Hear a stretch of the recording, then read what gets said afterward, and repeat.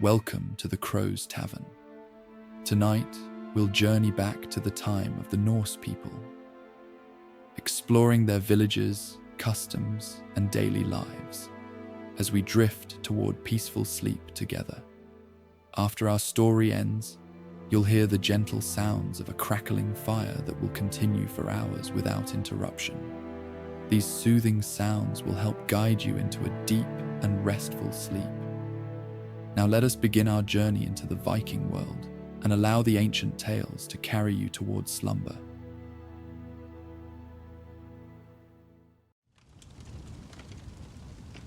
The halls of Valhalla stood silent in the deep of night, its golden walls reflecting the soft glow of eternal starlight that shimmered through the high windows. Outside, the realms slumbered under the sprawling branches of Yggdrasil, the world tree that connected all things across the 9 worlds. Within his private chambers, Odin, the Allfather, sat alone upon a simple wooden chair, his single eye fixed not on the splendors of Asgard, but on the darkness beyond his balcony. He was waiting, as he did each night, for the return of his most trusted messengers. His weathered hand absently traced the ancient runes carved into the armrest of his chair, symbols of wisdom and knowledge that he had sacrificed much to obtain. The cool night air carried the scent of distant worlds, the crisp frost of Niflheim, the rich soil of Midgard, the burning embers of Muspelheim, all linked by the eternal tree. The soft sound of wings disturbed the silence. First one, then another dark shape glided through the open balcony doors, their feathers gleaming like polished obsidian in the starlight. Hugin and Munin, thought and memory, the ravens who flew across all realms each day, gathering secrets and knowledge for their master's ever-hungry mind. "Welcome back, my friends," Odin whispered, his voice barely disturbing the night's quietude. He extended his arm, and Hugin settled there with familiar weight, while Munin perched upon the back of his chair, their intelligent eyes, reflecting stars like tiny mirrors, regarded him with a knowing that few beings in all the realms could match. "What news do you bring me from the branches of the world tree?" he asked, as he always did. The ravens did not speak as mortals understood speech. Instead, they shared their gathered knowledge directly with Odin's mind. Impressions, images, sounds, scents, all flowing into his consciousness like water into a deep well. Most nights, they brought him fragments of events from across the 9 realms. Conflicts brewing among the frost giants, heroes rising in Midgard, dwarves crafting wonders in their mountain forges. But tonight was different. Tonight the raven's memories carried something older, deeper, something that caused Odin's single eye to widen with interest. He saw glimpses of the underside of Yggdrasil, where its great roots plunged into realms unseen, where darkness was not an absence but a presence, rich with forgotten knowledge. "You have found something," he murmured, his fingers gently stroking Hugin's glossy feathers. "Something hidden beneath the roots." The ravens shifted restlessly, their wings rustling with confirmation. In their shared vision, Odin had glimpsed something pulsing with ancient power. Not a threat to the realms, but a secret, a memory perhaps older than his own long existence. Something waiting to be rediscovered. As Odin sat, contemplating the vision his ravens had brought, memories of his own quests for knowledge flooded through his mind. He recalled the 9 days and nights he had hung from Yggdrasil, wounded by his own spear, sacrificing himself to himself in order to glimpse the mysteries of the runes. He remembered the price he had paid at Mimir's well, His own eye given freely for a single drink of its wisdom-giving waters. Each sacrifice had transformed him. Each piece of knowledge gained had shaped his understanding of the 9 realms and his place within them.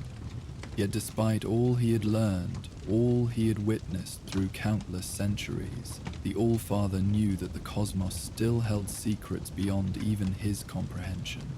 This humbling thought, rather than discouraging him, kindled his eternal curiosity ever brighter.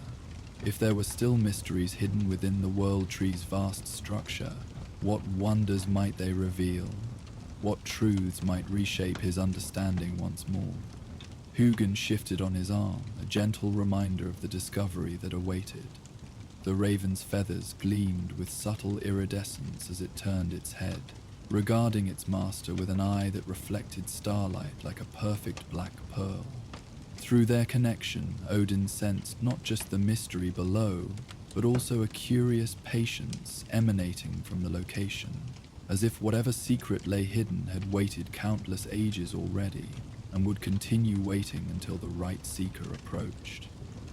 Was he that seeker, Odin wondered, or merely the one whose ravens had stumbled upon what others had missed? Either way, the discovery called to him with a pull he could not, would not, resist. Odin rose from his chair, his tall frame silhouetted against the starlit sky of Asgard. He would not summon Thor with his thunder, nor call upon the warriors of Valhalla. This journey required solitude and silence, a path walked alone, with only wisdom as a weapon and curiosity as a shield. I shall go tonight, he decided, speaking more to himself than to his ravens, while Asgard sleeps and the ways between worlds grow thin with dream. The ravens took flight, circling his chambers once before returning to perch nearby, watching as their master prepared for his journey.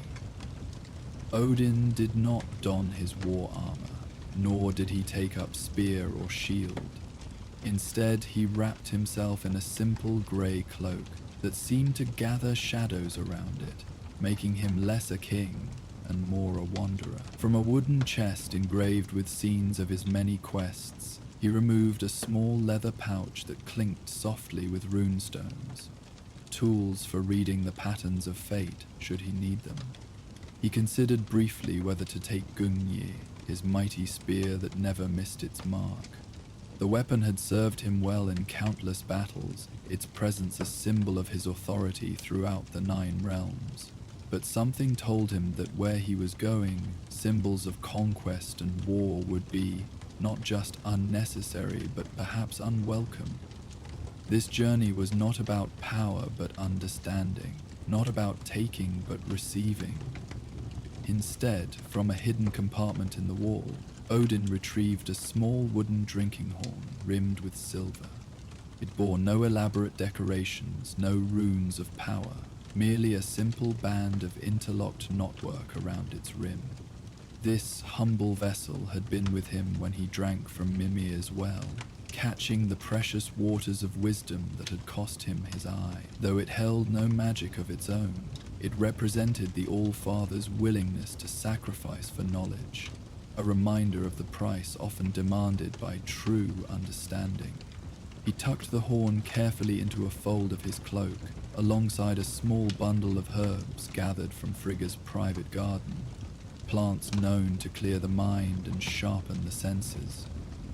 His wife understood his quests for knowledge better than most, having her own ways of seeing beyond the veil of ordinary perception. Often she offered him subtle aid in the form of such gifts, asking no questions, trusting that her husband's path, though sometimes mysterious even to her, served purposes beyond mere personal gain. His preparations were sparse and quick. The All-Father had walked countless paths through the branches of Yggdrasil. He needed little to sustain him beyond his own vast knowledge and the company of his ravens. When he was ready, he turned once more to the open balcony, his eye distant as he contemplated the journey ahead. "Come," he said to Hugin and Munin, who immediately took to the air, hovering near his shoulders. Show me this secret you have found." Rather than striding through the halls of his palace or calling for Sleipnir, his eight-legged steed, Odin simply stepped off the edge of his balcony and into the vast expanse of night. For any other being, this would have meant a fatal plunge, but the All-Father did not fall. Instead, he seemed to merge with the darkness, becoming part of the cosmic currents that flowed between the branches of the World Tree. The sensation was one he knew well, the momentary disorientation as physical form became secondary to essence, the rushing awareness of countless lives and worlds passing nearby as he traveled the hidden paths between realms that only he could walk with such ease. In this state, he was aware of Asgard receding above him, its golden halls diminishing until they were merely one bright point among many in the complex structure of Yggdrasil's upper branches. The ravens led him downward, away from the golden gleam of Asgard, past the realm of Midgard where mortals dreamed their brief dreams, and deeper still, to where the great roots of Yggdrasil drank from the wells of wisdom, fate, and mystery. The journey was not one of physical distance alone, but a shifting through layers of reality, each one more primal and dreamlike than the last. As he descended deeper than he had ever ventured before, Odin became aware of subtle changes in the cosmic fabric around him. The boundaries between realms, usually so distinct to his perceptions, began to blur and overlap in ways he had never witnessed. Colors that had no names in any of the 9 realms' languages swirled in patterns that suggested meanings just beyond his comprehension. Sounds reached him that seemed to originate not from any physical source, but from the vibration of existence itself, a cosmic harmony of which all known music was merely the faintest echo. Huygen and Munin navigated this strange territory with surprising confidence, their black form sometimes the only familiar reference point in the shifting reality around him. Occasionally they would call to each other, or perhaps to him, with cries that seemed to pierce through the layers of strangeness, anchoring him to purpose when the wonder of his surroundings threatened to overwhelm even his vast consciousness. As Odin descended, the nature of his surroundings changed. The clear, cold starlight of Asgard's night gave way to a twilight realm, where time itself seemed thicker, more viscous. Here, sound traveled differently, echoing as if through water, and light bent in ways that made shadows seem more substantial than the objects casting them. The air grew dense with the scent of earth and water, of growth and decay, the eternal cycle that sustained the world tree, and through it, all realms.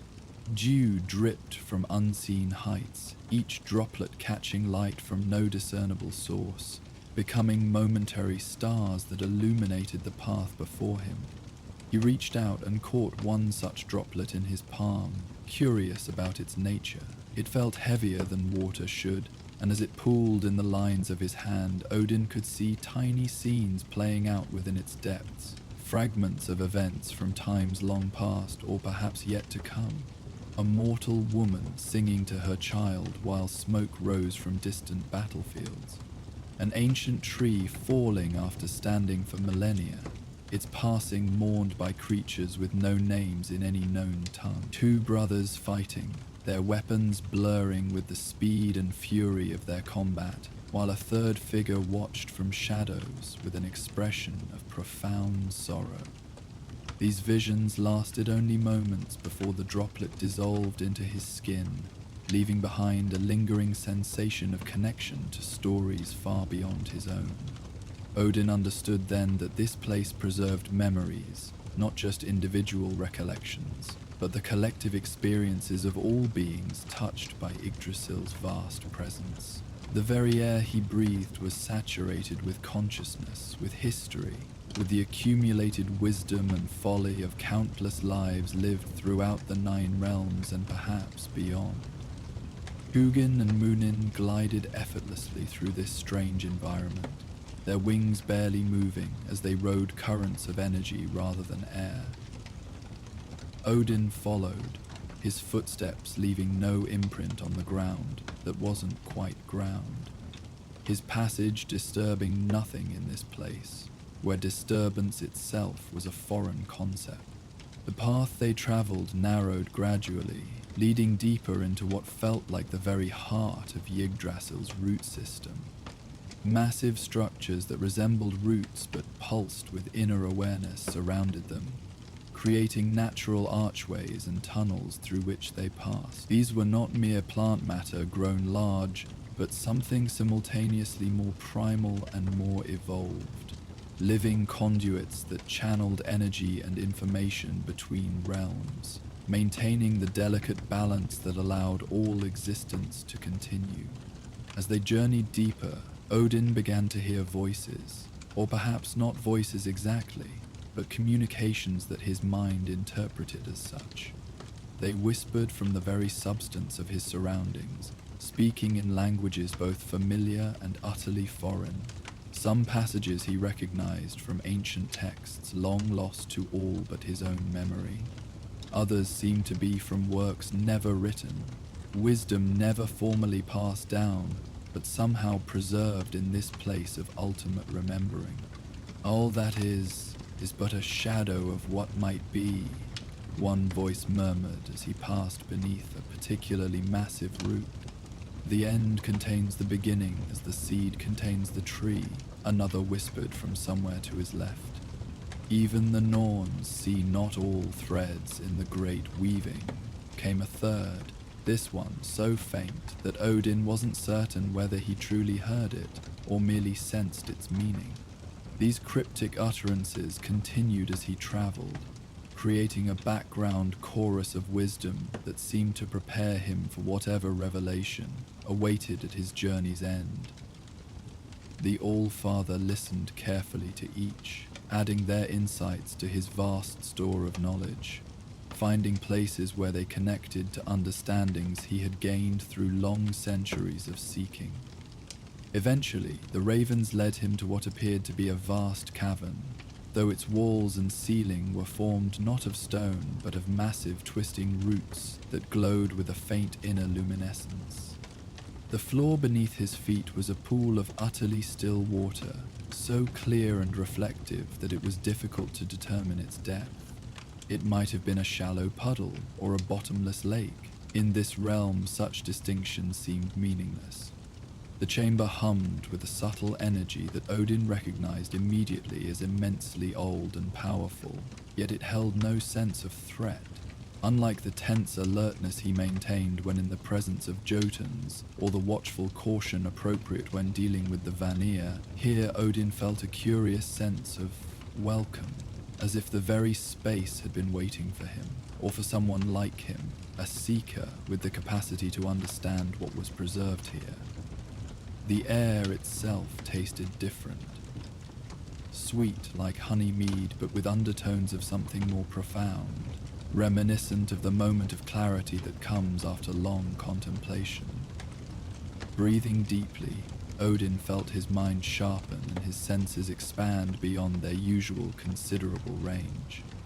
Colors became more vibrant, sounds more distinct, and he could perceive subtle currents of energy flowing through the root walls that would normally have been invisible even to his enhanced perception. This heightened awareness brought with it a profound sense of the age of this place. Compared to the timeless power concentrated here, even Asgard, called the realm eternal by many, seemed youthful and temporary. Whatever secret was preserved within this chamber had witnessed the birth of the 9 realms, perhaps even the emergence of Yggdrasil itself from whatever primordial conditions preceded the current arrangement of existence. Hugin landed on one of the smaller roots that arched just above the water's surface. The raven's weight, slight as it was, caused a ripple not in the water below but in the fabric of reality around them. The ripples spread outward, disturbing the perfect reflection and revealing for just a moment shapes and patterns beneath the surface. Memories, perhaps, or dreams, or truths too fundamental for names.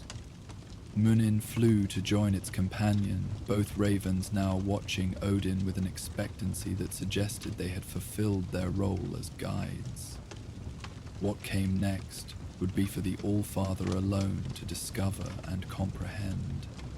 Their eyes, usually so active and alert, had taken on a stillness that reflected the profound calm of their surroundings, as if they too were becoming part of the ancient memory preserved in this place. "This is the place," Odin said softly, his voice reverberating strangely in the cavernous space. It was not a question, but a recognition. He could feel the age of this place pressing against his consciousness, older than Asgard, perhaps older than the current arrangement of the 9 realms themselves. For a long moment, he simply stood at the chamber's edge, absorbing its unique atmosphere, allowing his mind to attune to its rhythms. Odin had learned through centuries of seeking wisdom that sometimes the most profound insights came not from aggressive questioning, but from patient receptivity. A willingness to listen before speaking, to observe before acting. This was especially true in places of power like this, where rushing forward without proper preparation might result in missing the very thing one had come to discover. As he waited in this state of mindful observation, subtle changes began to manifest in the chamber. The luminescence in the root walls pulsed with a more definite rhythm, like the slow heartbeat of some enormous being.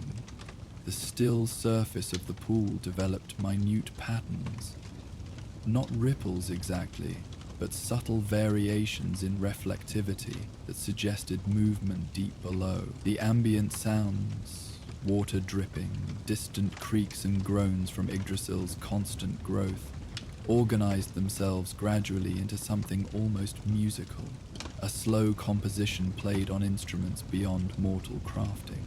Odin recognized these changes as a response to his presence. Not alarmed or defensive, but more like the gradual awakening of awareness when a sleeper senses another consciousness nearby. Whatever intelligence dwelled here, it was now turning its attention toward him, evaluating his purpose, perhaps deciding what aspects of itself to reveal.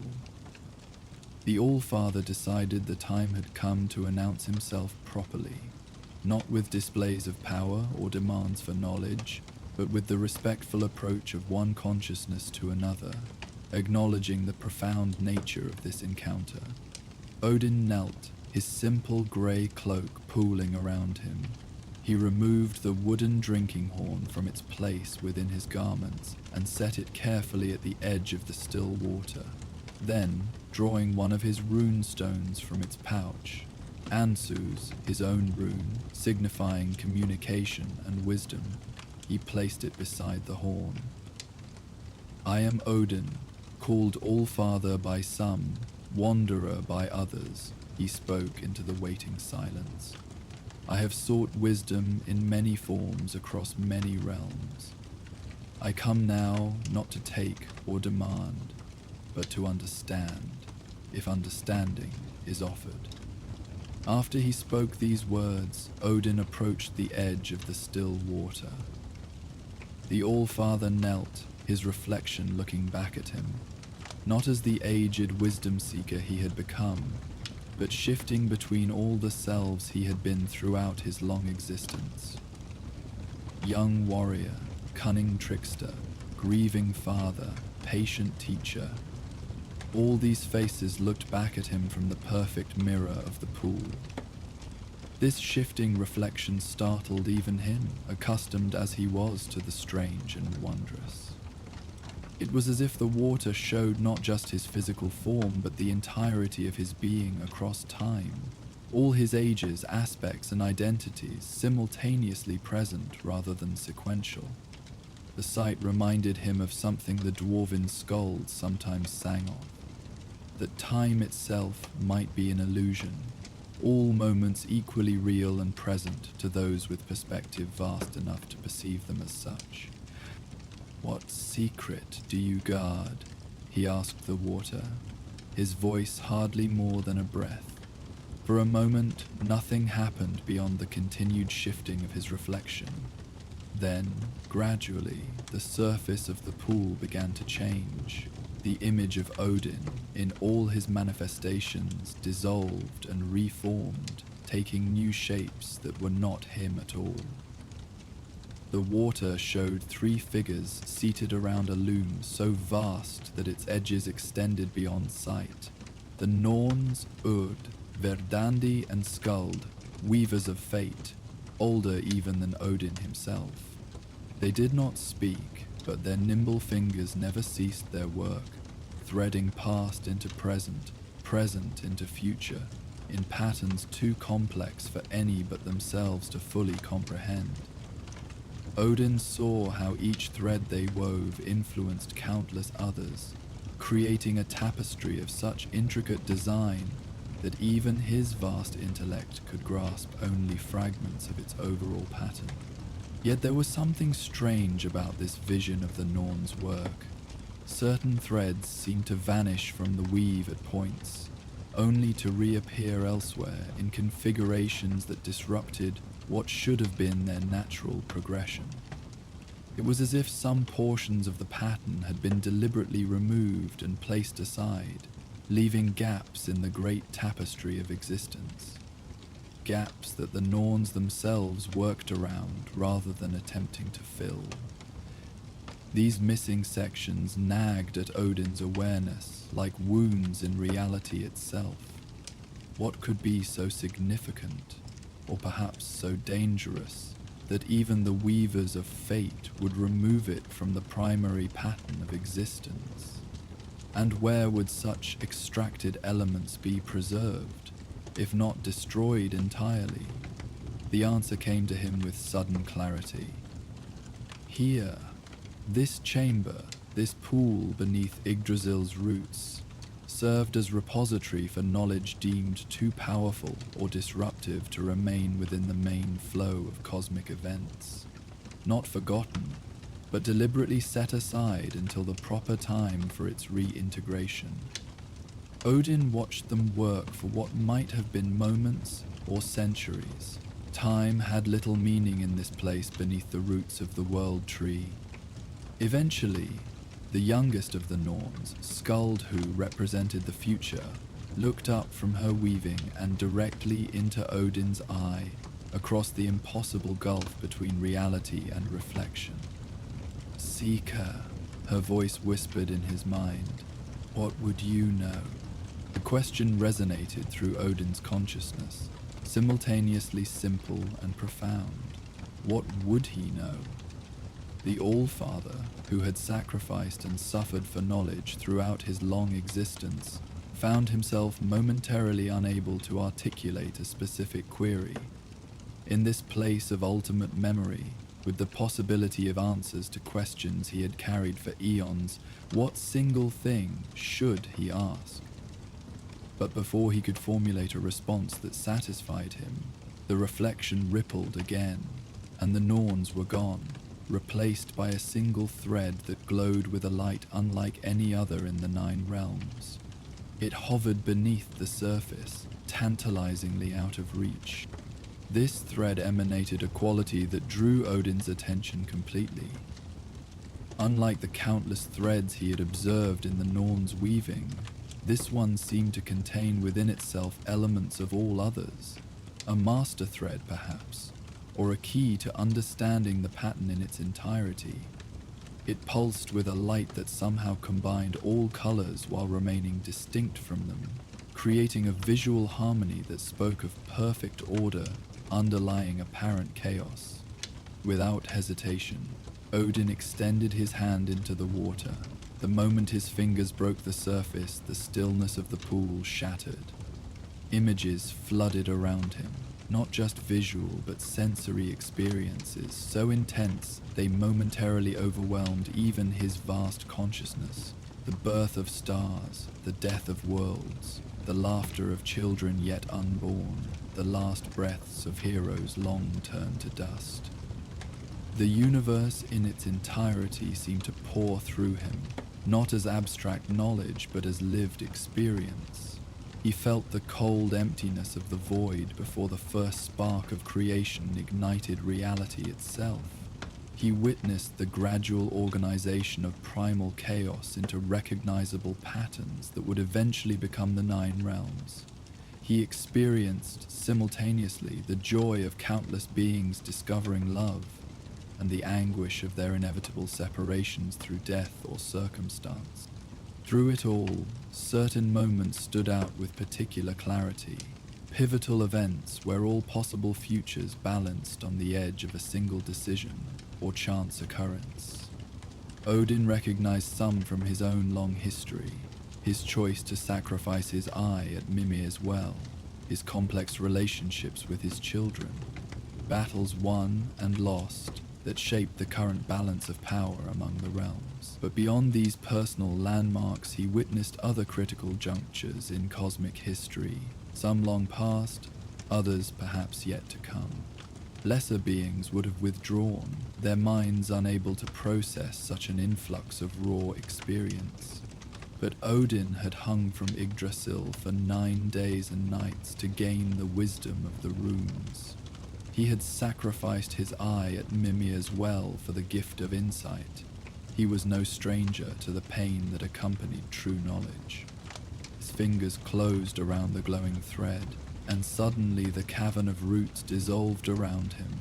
He found himself standing in a forest glade that looked both familiar and strange. The trees were taller than any in the known realms, their bark silver in the twilight, their leaves catching starlight and transforming it into a gentle rain of illumination that never quite reached the ground. The transition was seamless, yet total. Where moments before he had been surrounded by ancient roots and still water, now Odin stood among trees that seemed to reach toward infinity, their silver trunks disappearing into a canopy so high above that it appeared as a second night sky. The ground beneath his feet felt simultaneously solid and somehow permeable, as if he could sink through it if he focused his attention downward rather than on his surrounding. The air here carried fragrances unlike any he had encountered in his extensive travels, neither floral nor earthy exactly, but suggesting both while transcending either category. Each breath seemed to convey not just essential elements, but also information, subtle communications from the environment itself that his mind translated into enhanced awareness of his surroundings. Hugin and Munin were still with him, perched now on a low branch nearby, watching with their eternal patience. Odin released the thread, which dissipated like mist between his fingers, its purpose apparently fulfilled. Looking down at his hand, the Allfather noticed that faint traces of luminescence remained on his skin where he had grasped the thread, not as residue, but as if the contact had somehow altered the very substance of his being at a fundamental level. The glow pulsed in rhythm with his heartbeat, gradually extending in delicate patterns up his arm like ethereal veins carrying this new essence throughout his form. Odin examined this transformation with clinical interest rather than alarm. Whatever change was occurring seemed benign, perhaps even necessary for him to fully comprehend what he had been brought here to witness. The sensation was not unpleasant, a slight warmth accompanied by heightened sensitivity, as if every nerve ending had been refined to perceive dimensions of reality previously inaccessible. Where are we? He wondered aloud, though he suspected that where was the wrong question in this place. The forest glade felt more like a memory than a location, but not one from his own long life. A soft voice answered from behind him, "You are at the beginning, Allfather." Odin turned to find a woman standing where no one had been a moment before. She appeared neither young nor old, her features somehow familiar, though he could not recall ever meeting her. Her simple dress seemed woven from twilight itself, and her eyes held a depth of knowledge that even Odin found humbling. Her presence radiated an age and power that made even the Aesir seem youthful by comparison, yet there was nothing threatening in her manner. She regarded Odin with what might have been mild amusement, as one might look upon a promising student who has finally grasped a difficult concept after long study. The woman's hair flowed around her like liquid silver, responding to currents that had nothing to do with physical wind. Her skin held a subtle luminescence, similar to that which now marked Odin's hand and arm, suggesting she was somehow connected to, or perhaps even composed of, the same essence as the thread he had grasped in the pool. "The beginning of what?" he asked, his voice uncharacteristically hesitant. "The beginning of understanding," she replied with a gentle smile. "You have walked many paths, Oathbreaker, Gallows Lord, One-Eye, but never this one. Some secrets cannot be taken or bargained for, they must be received when the time is right." Her use of his less flattering titles might have provoked anger from the Allfather in another context, but here they felt appropriate. Acknowledgements of the complexity of his long existence rather than accusations. She saw him in his totality, neither idealizing nor condemning, but accepting all that he was and had been, throughout his many cycles of growth and change. Odin recognized the nature of this being now, not one of the Norns, but something perhaps even older, a guardian of memories, too dangerous or precious to be allowed into the flow of time and knowledge that circulated through the realms. The silver forest around them shifted subtly as understanding dawned in Odin's mind.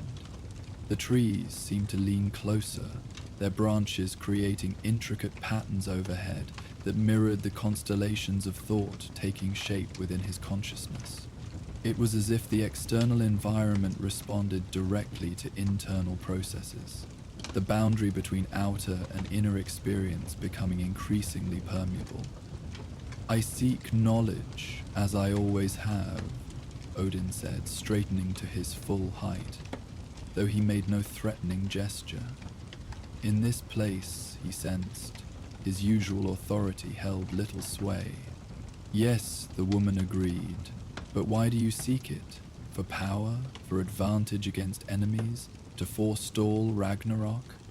She asked these questions without judgment, as if genuinely curious about his answer. The question struck directly at the heart of Odin's motivations throughout his long existence. There had indeed been times when his pursuit of knowledge had been driven primarily by desire for power or advantage, when wisdom sought had been merely a means to strengthen his position among the 9 realms. And certainly much of his seeking had been motivated by his awareness of Ragnarok and his hope to somehow prevent, or at least delay, that prophesied doom. But was that all? Had every sacrifice, every quest, every bargain struck for greater understanding been merely self-serving? Or had there been something more fundamental driving him, a need to comprehend reality itself that transcended practical applications? Odin considered his response carefully. Throughout his long existence, he had indeed sought knowledge for all these reasons and more.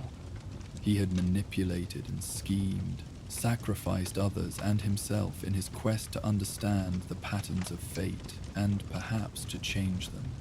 But standing here, in this place outside of ordinary existence, those motivations seemed shallow, almost childish. "I seek it because without understanding there is no meaning," he finally answered, speaking a truth he had perhaps always known but rarely acknowledged, even to himself. And without meaning, all our struggles, all our joys and sorrows are merely sound and fury, signifying nothing. As he spoke these words, Odin realized their truth more deeply than ever before. This was indeed the core of his endless questing, not just practical advantage or even survival, but the more profound need to find meaning in existence itself. Without comprehension, without context, even immortal life would be merely a series of experiences lacking coherence or purpose. The woman's smile deepened, touching her eyes and making them glitter like the stars between Yggdrasil's branches. A worthy answer, wanderer, and perhaps now you are ready for what sleeps here. She gestured, and the forest around them shifted subtly. The trees seemed to lean inward, creating a natural archway that framed a path leading deeper into the silver woods. At the far end of this path, Odin could just make out a soft blue glow, pulsing with the rhythm of a heartbeat. The path appeared simultaneously inviting and intimidating, a passage to knowledge so fundamental that it might reshape even Odin's vast understanding of reality. The blue light called to him with an almost physical pull, awakening curiosity so intense it bordered on need. Yet the All-Father maintained his composure, knowing that rushing headlong towards such profound revelation without proper preparation might result in misunderstanding or worse. "What will I find there?" he asked, his eye fixed on the distant light. "A memory," the woman replied, "but not your own. One that was removed from the weave of time for safe keeping, until one with both the wisdom to understand it and the compassion to honor it should find this place." Her words confirmed what Odin had begun to suspect, that this hidden realm beneath Yggdrasil's roots served as repository for knowledge deemed too significant or potentially disruptive to remain within the main flow of cosmic events. Not forgotten or destroyed, but carefully preserved until the proper alignment of circumstances allowed for its reintegration into the greater pattern. "And you believe I am this one?" Odin could not keep the skepticism from his voice. He had been many things in his long life, but compassionate was rarely among the words used to describe him. The woman's laugh was like the gentle ringing of silver bells. "I do not decide, All-Father. The memory itself does. The fact that you stand here suggests it has chosen you, for its own reasons." She stepped aside, clearing his path to the arched trees and the blue glow beyond. "Your ravens must remain here," she added. "Some paths must be walked alone." Odin glanced at Hugin and Munin, who watched him impassively from their branch. After a moment's hesitation, he nodded. "Wait for me," he commanded them, though it was unnecessary. They had never abandoned him, even in his darkest hours. With measured steps, Odin began walking the path through the silver forest. As he passed beneath the natural archway, the woman's voice followed him, growing fainter with distance. "Remember, All-Father, that some knowledge changes the knower. Be prepared for what you may become." The path narrowed as he proceeded, the silver trees pressing closer on either side. Their branches intertwined overhead, creating a canopy that filtered the starlight into patterns reminiscent of the runes, though these shifted constantly, never forming symbols he could read. The soft illumination cast his shadow sometimes before him, sometimes behind, and occasionally in both directions at once, as if time itself were uncertain in this place. As he walked, Odin became aware of whispers emanating from the trees themselves. Fragments of conversations held long ago, moments of decision that had shaped the course of worlds, declarations of love and war and everything between. The very air seemed saturated with memory, preserving every word ever spoken since the dawn of consciousness itself. Occasionally, these whispers coalesced into more distinct communications, directed specifically at him. "You who have sacrificed for wisdom, prepare for understanding beyond sacrifice. The pattern is both more fragile and more resilient than you have conceived. What seems an ending may be merely transformation." These cryptic messages neither confirmed nor contradicted Odin's existing knowledge, but suggested perspectives that expanded upon it, subtle shifts in emphasis that might lead to entirely new interpretations of familiar concepts. He absorbed them carefully, recognizing that they might serve as keys to comprehending whatever revelation awaited him ahead.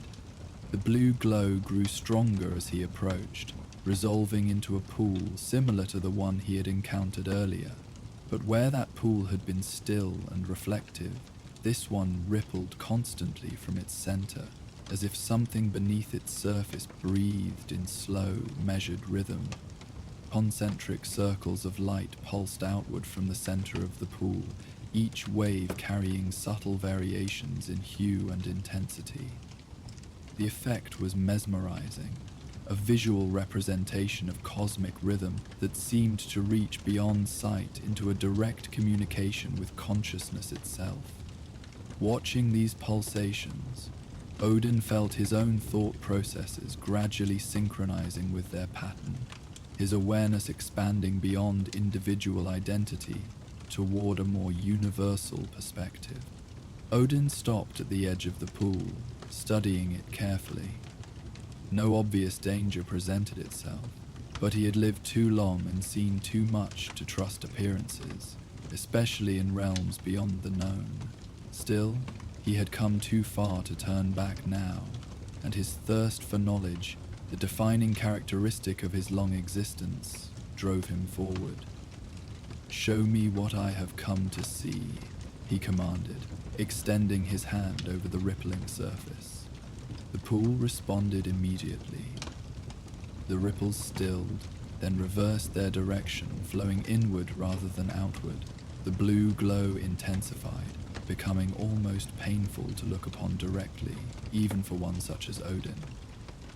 Then, without warning, a column of light erupted from the center of the pool, engulfing the All-Father in its brilliance. Odin experienced a moment of disorientation so profound that he lost all sense of self. He was everywhere and nowhere, witnessing events from perspectives impossible for any single consciousness. He saw the 9 realms not as separate domains, but as interconnected patterns in a single, vast tapestry. He watched Yggdrasil grow from a cosmic seed, its branches and roots extending to create the very framework of existence. And then, abruptly, his perception narrowed to a single point in time and space, a moment before the 9 realms became 9, when the boundaries between worlds were still fluid and undefined. He witnessed a gathering of beings unlike any he had encountered in his long life. Not gods as he understood the term, nor giants, nor any of the other categories of existence known to him. These were entities of pure potential, architects of reality itself, contemplating the unfolding pattern of creation. They communicated through direct manipulation of the cosmic fabric, their discussions creating ripples that would eventually solidify into the fundamental laws governing reality across all realms. Odin observed with growing wonderment as these primordial beings debated and decided what form existence itself would take, which possibilities would be actualized, and which would remain dormant. What balances would be established, and what tensions preserved, to drive ongoing evolution of the cosmic pattern.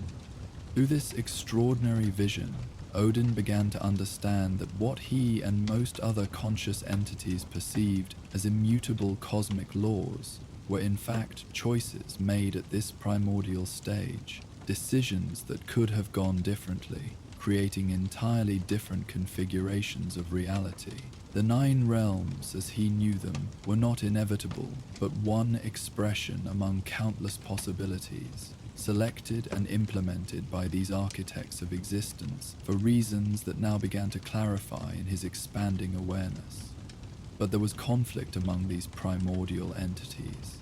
Some favored a reality of perfect order, unchanging and eternal. Others argued for perpetual chaos, endless transformation without pattern or purpose. Between these extremes, a compromise emerged. Cycles of order and chaos, creation and destruction, life and death, maintaining balance through eternal recurrence. This, Odin realized with a shock that resonated through his entire being, was the true origin of Ragnarok, not merely the doom of the gods of Asgard, but a fundamental principle built into the structure of existence itself. Renewal through ending, growth through despair. What had seemed a terrible fate to be avoided at all costs was revealed as an essential mechanism within a larger process. Not a final defeat, but a necessary transition, ensuring that stagnation never permanently arrested the evolution of reality itself. The death of gods, the destruction of realms, the unraveling of established order, all served a purpose beyond themselves, creating space for new patterns to emerge, new forms of consciousness to flourish. As this understanding took root in his consciousness, Odin's perspective shifted again. Now he witnessed a deliberate act by these primordial architects, the creation of a safeguard, a hidden pattern woven so deeply into the fabric of reality that not even the Norns themselves were fully aware of it. A pattern that ensured that even after the most complete destruction, something essential would survive to begin the cycle anew. This was the memory that had been removed from time's flow, the knowledge that endings were never truly final, that destruction was merely a phase in an eternal cycle, and that even Ragnarok itself was not an absolute end, but a threshold to new beginning. The revelation did not negate the reality of suffering or loss. The pain of Ragnarok would be genuine, the deaths real, the destruction complete in its way. But beyond this apparent finality lay continuation, different in form perhaps, transformed rather than merely restored, but preservation of essence, if not specific manifestation. This knowledge had been removed from general accessibility, not to hide hope, but to prevent complacency. To ensure that beings throughout the realms would strive with genuine urgency to create, preserve, and improve their realities, rather than passively accepting cycles of destruction as inconsequential. The fear of true ending drove meaningful action, even if that fear was based on incomplete understanding. The vision began to fade, the blue light diminishing gradually until Odin found himself once more standing at the edge of the rippling pool. But something had changed. The silver forest around him seemed more substantial now, more real somehow, and the pool itself had transformed. Where before it had been filled with blue light, now it held what appeared to be ordinary water, reflecting the star-dappled sky above. Odin stood in silence for a long time, integrating what he had witnessed into his vast store of knowledge. The revelation both confirmed and contradicted much of what he had previously understood about the nature of existence and his own role within it. It did not negate the reality of Ragnarok or its terrible consequences, but it cast those consequences in a new light, not as a final defeat, but as a necessary transition in an endless cycle. The All-Father felt simultaneously humbled and expanded by this knowledge. His long efforts to prevent Ragnarok had not been entirely misguided. The specifics of how that transition occurred, how much was preserved versus destroyed, remained influenced by the actions of conscious beings throughout the realms. But his perspective on the nature of that prophesied doom had been fundamentally transformed. What had seemed an absolute ending was revealed as a phase in an ongoing process, terrible but not final, destructive but also creative in its way. Do you understand what you have been shown, All-Father? The woman's voice came from behind him again, though he had not heard her approach. I believe I do, Odin replied without turning, his gaze still fixed on the now ordinary pool. Ragnarok is not the end I have feared, but a transformation I have not fully comprehended. Yes, she confirmed, and no, what you have seen is truth, but not the only truth. The pattern allows for infinite variations, and much depends on how knowledge is used. Now Odin did turn to face her, his expression thoughtful. You mean that knowing the cycle exists does not free us from our roles within it? We must still act as if our choices matter, because in the unique expression of each cycle, they do. The woman inclined her head slightly, acknowledging the accuracy of his interpretation. Precisely. The memory was hidden not to keep the knowledge from all beings for all time, but to ensure it would be rediscovered at the right moment, by one who could understand its implications without being paralyzed by them. And you believe that one is me?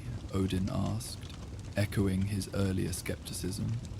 The memory chose you, she reminded him, perhaps because at this point in your long existence you have gained enough wisdom to bear this knowledge without despair, and enough compassion to use it not merely for your own advantage, but for the benefit of all beings in the 9 realms. Odin considered this assessment in silence. Had he indeed grown beyond his younger self's ruthless pursuit of power and advantage? He was not certain, but he felt something had shifted within him during his witnessing of the primordial memory, a subtle realignment of priorities and perspectives. He recognized that how he carried this knowledge back to Asgard, how he allowed it to influence his decisions and actions going forward, would determine whether the memory had chosen wisely in revealing itself to him. He could use this understanding merely to secure advantages for himself and those closest to him, or he could allow it to inform a broader vision that considered the welfare of all conscious beings throughout the 9 realms. What am I to do with this knowledge? He finally asked, more humbly than was his usual manner. The woman's smile returned, warming her ageless features. That, Allfather, is for you to decide. The memory has done its work by finding you. Your response to it is your own to determine. She gestured, and the path through the silver forest reappeared, leading back the way he had come. Your ravens await you. They will guide you back to the roots of Yggdrasil, and from there to Asgard. What follows is the next chapter in a story without end, shaped by your choices but not solely determined by them. Odin nodded, accepting both the freedom and the responsibility implied in her words. He started down the path, then paused and looked back. Will I remember this place, or will it become like a dream, fading with the light of morning? The place itself is less important than what you found here, the woman replied. The memory is now part of you, woven into your being as surely as the runes you won through sacrifice. It will express itself in your actions and decisions, whether or not you consciously recall the details of this encounter.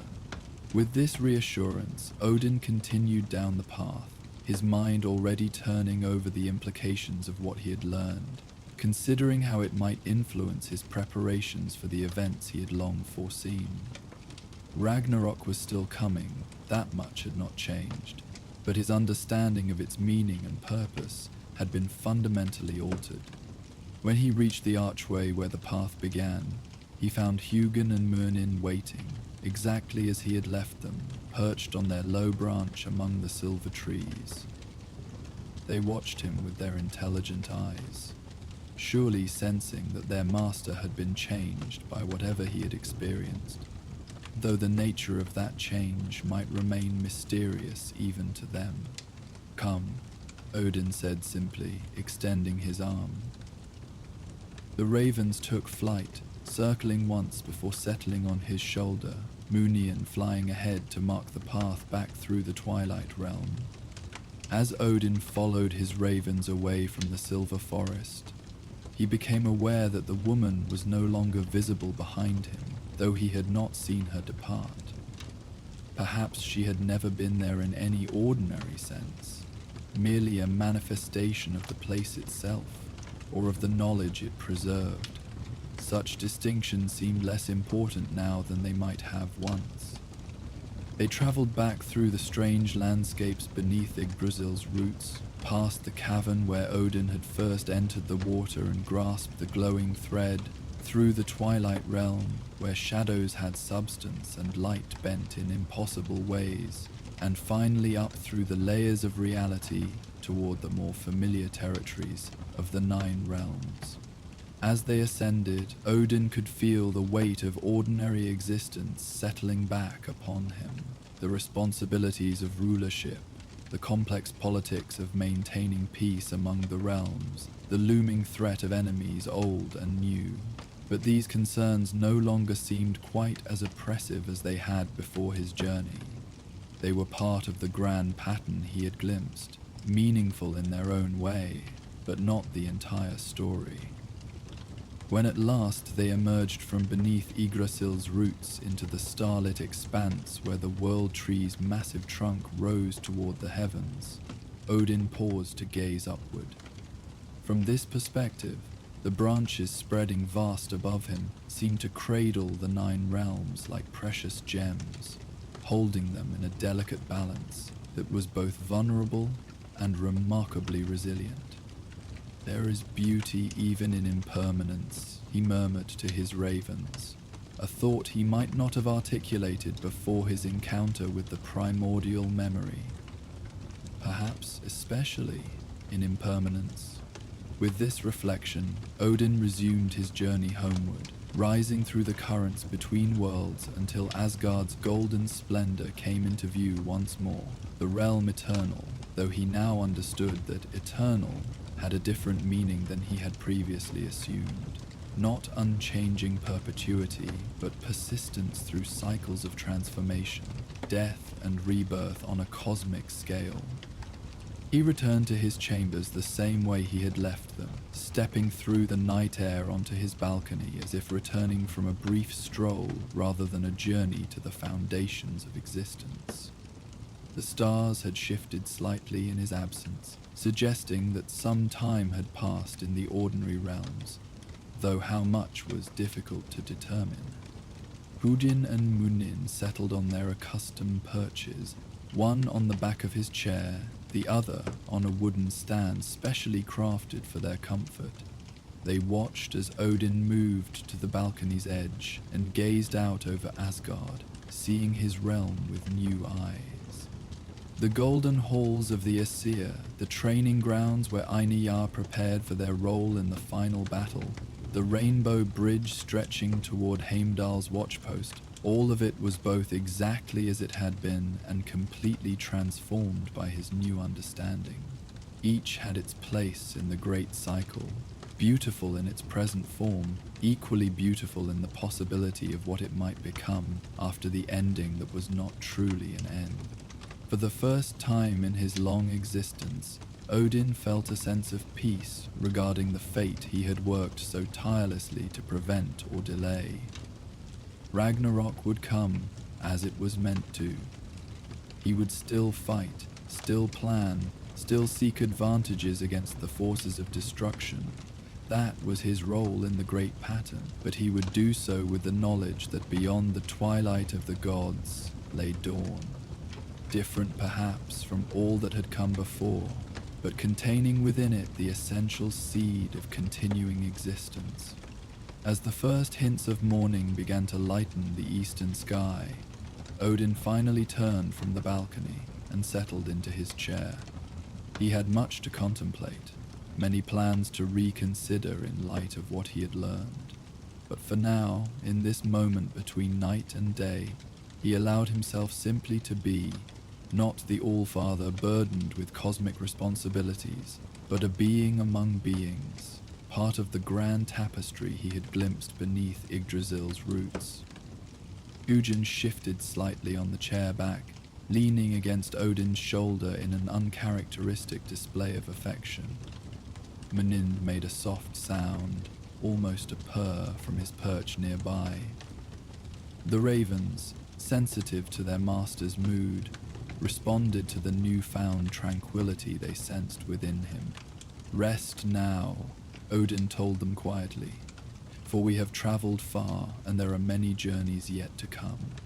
As his faithful companions settled into their own repose, Odin closed his eye, not to sleep, but to hold more clearly the vision he had been granted. The memory older than time, the cycle without true ending, the pattern that contained within it infinite possibilities for renewal and growth. In the heart of Asgard, as a new day dawned across the 9 realms, the All-Father sat in perfect stillness, his consciousness expanded by the secret beneath Yggdrasil, his burden lightened by the understanding that even the most fearsome ending was merely a threshold to new beginning. And in this knowledge, there was profound peace. As Odin's journey beneath the roots of Yggdrasil came to its peaceful conclusion, the knowledge he had gained about the cyclical nature of existence settled within him like seeds planted in fertile soil. The All-Father's perspective had been forever changed by the ancient memory he had witnessed, the understanding that even Ragnarok itself was not an end, but a transition to new beginning. In the days that followed his return to Asgard, Odin often found himself gazing toward the horizon, where the branches of the World Tree disappeared into the cosmic mist. Though his ravens, Hugin and Munin, continued their daily flights across the 9 realms, bringing back news and knowledge as they always had, the All-Father's attention was increasingly drawn to the patterns that connected all things, the subtle interweaving of past and future, destruction and It was during one such moment of contemplation that Odin noticed a curious light flickering in the distance, beyond the golden spires of Asgard. Unlike the steady glow of stars or the familiar radiance of the realms, this light pulsed with multiple colors, each one distinct yet harmoniously blended with the others. It seemed to beckon to him, calling to the seeker of wisdom that dwelled within his heart. As night descended across the realms, the mysterious light grew stronger, resolving into what appeared to be a lantern hanging from one of Yggdrasil's far-reaching branches. But this was no ordinary lantern. Even from a distance, Odin could discern that it held not one flame, but 9, each burning with a color that corresponded to one of the 9 realms. The All-Father knew then that another journey awaited him, another secret to uncover, another mystery to explore. For in the cosmic pattern that governed all existence, one revelation often led to another, each piece of knowledge opening the door to deeper understanding. Rising from his contemplative seat, Odin called softly to his ravens. "Come, my friends," he whispered, his voice barely disturbing the evening quiet. "It seems our rest must wait a while longer." The lantern of 9 flames beckons, and with it, perhaps, wisdom we have yet to discover. As Hugin and Munin took flight, circling once around their master before settling on his shoulders, Odin stepped once more to the edge of his balcony, his gaze fixed on the distant multicolored glow. The journey to the Raven's secret had changed him, but the cosmos was vast and full of wonders yet unexplored. And so begins the tale of the Lantern of 9 Flames. The ancient workshop nestled within Yggdrasil's roots glowed with amber light, dust motes dancing like tiny stars. Here, Odin the All-Father worked in solitude. His weathered hands moved with precision over materials gathered across centuries, metals that had never known forge fire, crystal fragments from extinguished stars, and essence from creation's primordial waters. The workshop itself existed in a space between spaces, a forgotten hollow where one of Yggdrasil's greatest roots curved to form a natural chamber. The walls were alive with the tree's own essence, occasionally pulsing with faint luminescence that seemed to respond to Odin's movements. Ancient runes carved by the Allfather's own hand centuries ago lined the ceiling in concentric circles, each holding spells of protection and isolation that ensured his work would remain undisturbed.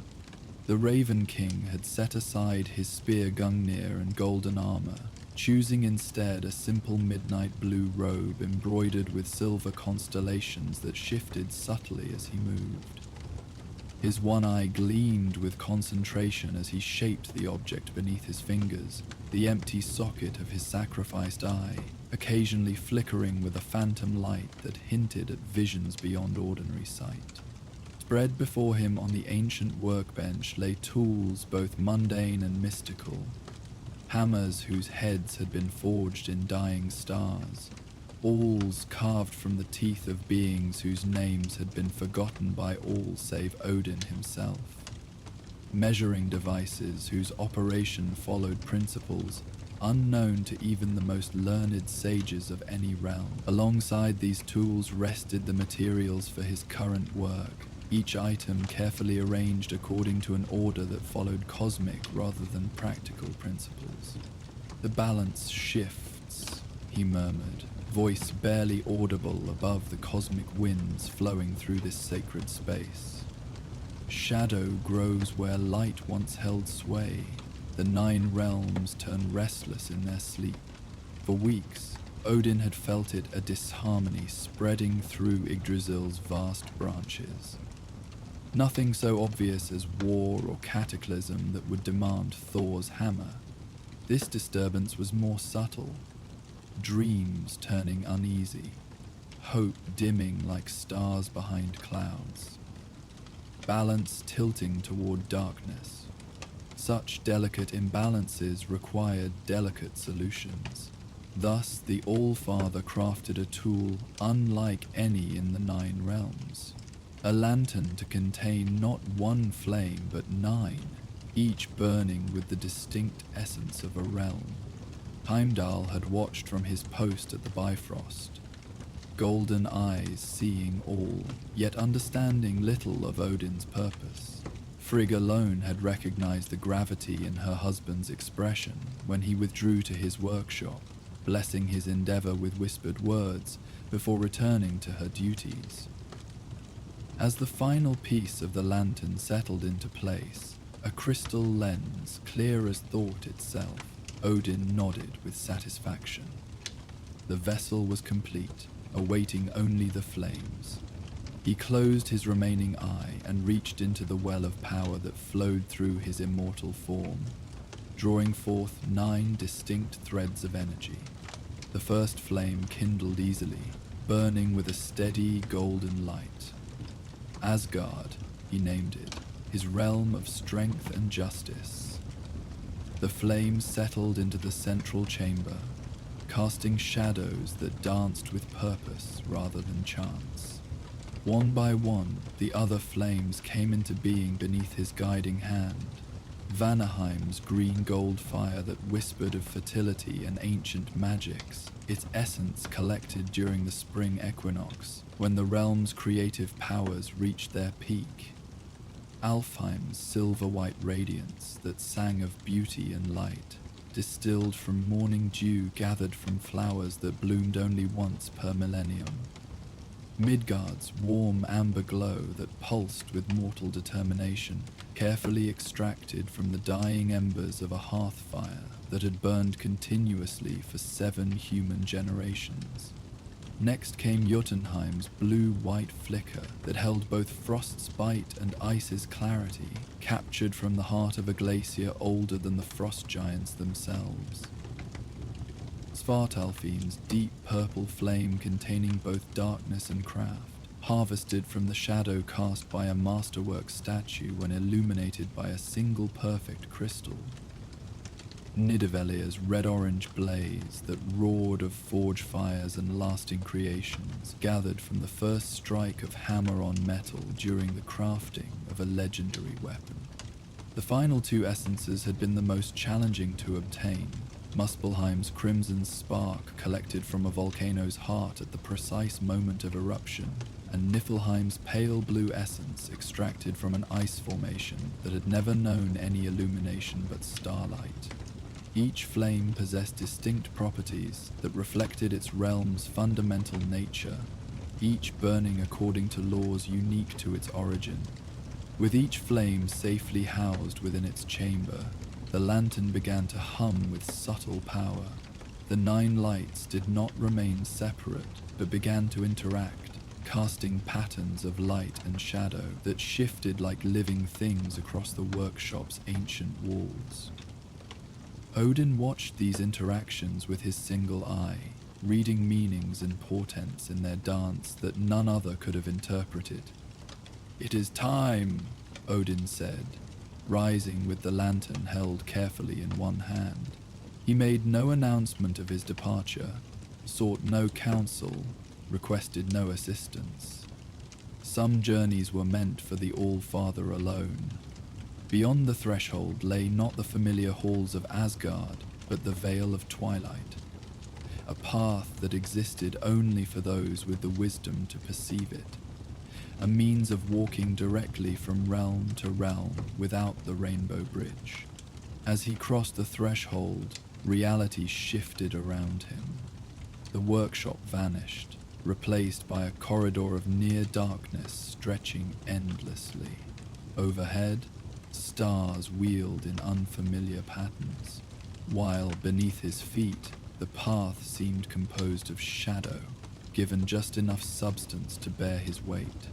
Here, the lantern's light took on new significance. Its 9 flames burned more brightly, pushing back the formless dark. Tiny motes of light, somewhere between embers and stars, drifted through the air, responding to the lantern's presence. The wind here had voice and intention, moaning softly with words just beyond comprehension. Only Odin, with his sacrifices at Mimir's well, could interpret its cryptic guidance. "Yes," he whispered in response to an inquiry no one else could have heard. "I come to restore what has been diminished, to rekindle what grows dim." The wind seemed satisfied, swirling around him before rushing ahead. The floating embers followed, forming a trail of light stretching into the darkness. Odin followed, his steps measured and certain. Time held no meaning in this place. Odin walked until a change in the darkness ahead signaled his approach to the first destination. The veil thinned, reality trembled, and then parted. Cold struck him immediately, the profound cold of Niflheim, where warmth had never existed. This realm of primordial ice and mist spread before him in crystalline beauty and forbidding harshness. The ground crunched beneath his boots, while overhead the sky glowed with eerie luminescence. Odin perceived immediately that its essential nature had shifted toward greater darkness. The eternal mists had thickened, obscuring rather than reflecting the realm's cold light. Ice formations that should have sparkled stood dull and opaque. Odin held the lantern higher, allowing Niflheim's pale blue flame to strengthen. The effect was immediate but gentle, not a flash but a quiet awakening. The mists began to thin, revealing elegant ice formations.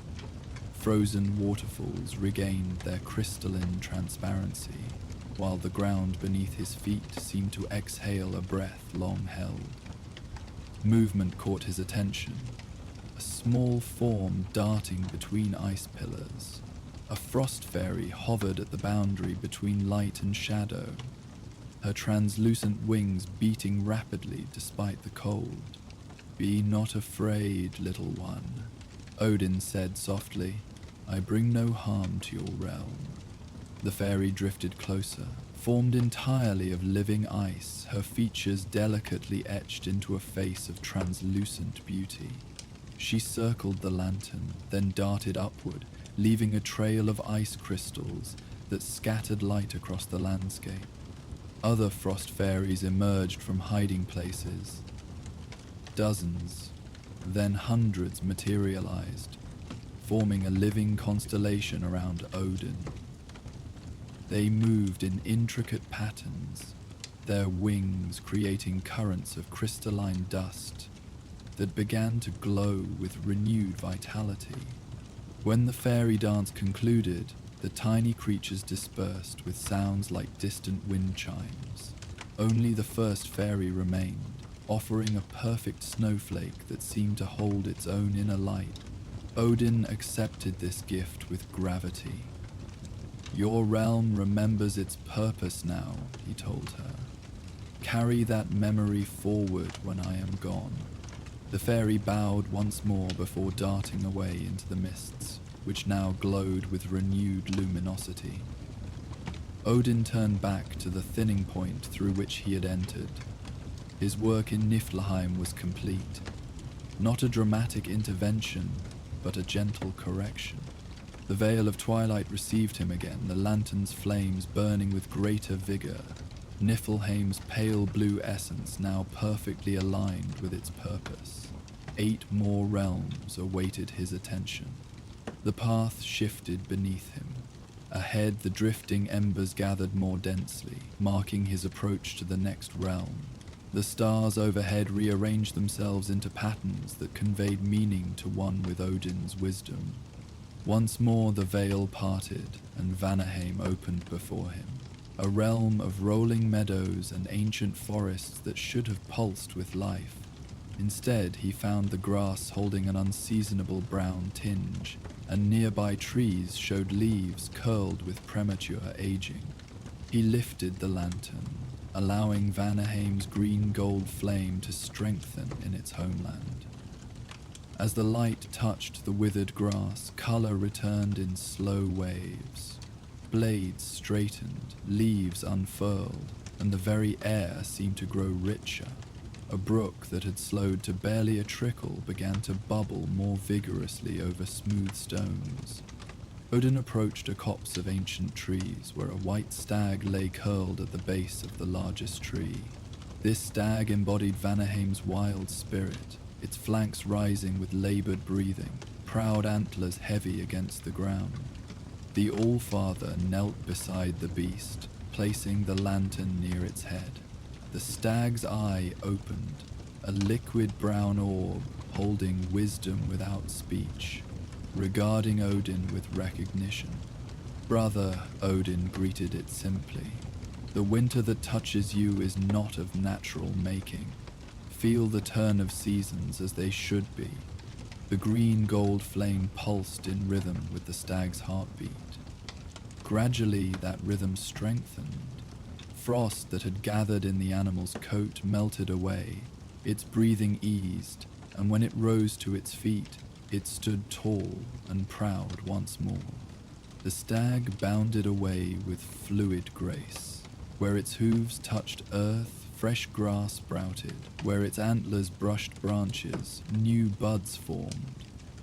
"As the stag runs, so runs the lifeblood of Vanaheim," Odin murmured, watching until the white form disappeared. The realm's renewal had been set in motion. With his purpose accomplished, Odin returned to the Vale of Twilight. 2 flames in his lantern now burned in perfect alignment, their light illuminating the path with greater clarity. The drifting embers danced more joyfully, while the wind carried notes of approval. The path inclined upward, and the darkness grew less dense, signaling his approach to a realm where light had always been the natural state. When the veil parted for the 3rd time, Odin stepped into Alfheim, domain of the light elves. Trees of impossible grace rose around him, their silver-white bark normally luminous enough to render torches unnecessary. Now, however, that inner light had dimmed. The Allfather held the lantern higher, perceiving the webs of light that formed Alfheim's structure. These strands of radiance had grown attenuated and dull, The entire realm seemed to exist in twilight, foreign to its nature. From within the lantern, Alfheim's silver-white flame brightened, casting illumination that strengthened the forest's inherent magic. Wherever this light touched, natural luminescence began to restore itself. Gradually, like morning awakening after long night. As Odin ventured deeper, he became aware of presences gathering beyond the lantern's direct influence. The light elves, normally eager to greet visitors, now hung back with uncharacteristic reticence. Their slender forms moved with grace still, but their famous radiance had dimmed. "Children of Alfheim," Odin called gently, "come forth into the light that belongs to you by birthright." Slowly, hesitantly they emerged, beings of ethereal beauty that defied adequate description in mortal terms. Taller than humans but more slender, with features of impossible perfection and eyes containing starlight, the elves approached with expressions caught between hope and uncertainty. Their movements, even constrained by caution, possessed a natural grace that made ordinary walking seem like formalized dance. Light emanated from their skin, not the harsh brightness of flame or sunlight, but a softer glow reminiscent of moonlight filtered through silver clouds. Their garments reflected their innate affinity for beauty, woven of materials unknown to other realms that seemed to float around their forms rather than simply drape them. Colors shifted subtly as they moved, not through magical enchantment but through the natural properties of threads harvested from plants that grew only in Alfheim's most sacred groves. Jewelry adorned them sparingly but with exquisite taste. Simple circlets of living crystal, rings carved from single gems of impossible clarity, necklaces composed of materials that seemed to exist at the boundary between solid matter and pure light. Most striking were their eyes, large, slightly angled, and filled with the collected light of stars that had shone on Alfheim since its creation. These eyes held wisdom accumulated over lifespans measured in millennia rather than decades. Knowledge passed through generations that had witnessed the formation and evolution of the 9 realms from their beginnings. Yet now these ancient eyes showed something rarely seen in the proud light elves: uncertainty, even vulnerability, as they confronted conditions they could neither fully understand nor independently correct. Their leader, distinguished by a circlet of living crystal that captured and amplified the diminished light of his form, stepped forward and bowed with fluid grace before the Allfather. Unlike his kin, whose expressions revealed their inner turmoil, the Elven Lord maintained a carefully composed demeanor, dignity preserved even in acknowledgement of need. "Odin of Asgard," he greeted, his voice musical despite its somber tone. "You find our realm in unfamiliar shadow. Our stars grow distant, our light diminishes, and we know not the cause." Odin held the lantern higher, allowing its silver-white flame to cast light upon the gathered elves. As the radiance touched them, visible change spread through their company. The luminescence of their skin strengthened, their eyes brightened, and the ambient glow that had always surrounded them began to reassert itself. Several wept silent tears that fell like liquid crystal to the forest floor. Where these tears landed, flowers of pure light blossomed, spreading illumination in widening circles. "It returns," whispered one younger elf in awe, looking at her hands which now glowed with their proper radiance. The leader's focus returned to external reality, his expression transformed by renewed determination.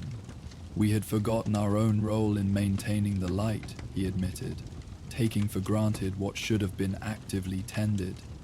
In response, the leader raised both hands toward the canopy overhead. As his fingers traced complex patterns in the air, other elves joined the gesture. Their combined magic rose upward in visible streams of light, that pierced the canopy and reached toward the heavens. Above, stars that had receded began to respond, their light strengthening until Alfheim's night sky blazed with familiar splendor. The constellation patterns unique to this realm reformed themselves, each star finding its proper place. "Remember the light," Odin said simply. The elven leader returned the bow with perfect grace. "And may your lantern guide others as it has guided us." Odin departed Alfheim, leaving behind a realm where natural luminescence had begun the process of full restoration. The silver-white flame within his lantern now burned with unwavering steadiness. The path shifted once more beneath his feet, descending slightly and taking on characteristics that suggested his approach to a realm of greater density. The stars rearranged themselves into patterns recognizable as Midgard's night sky. And the veil parted. Odin found himself standing upon a hillside overlooking a small human settlement.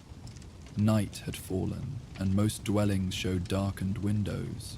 Only a few lights burned: a watchman's lantern, a healer's cottage where illness demanded vigilance, a new mother's candle.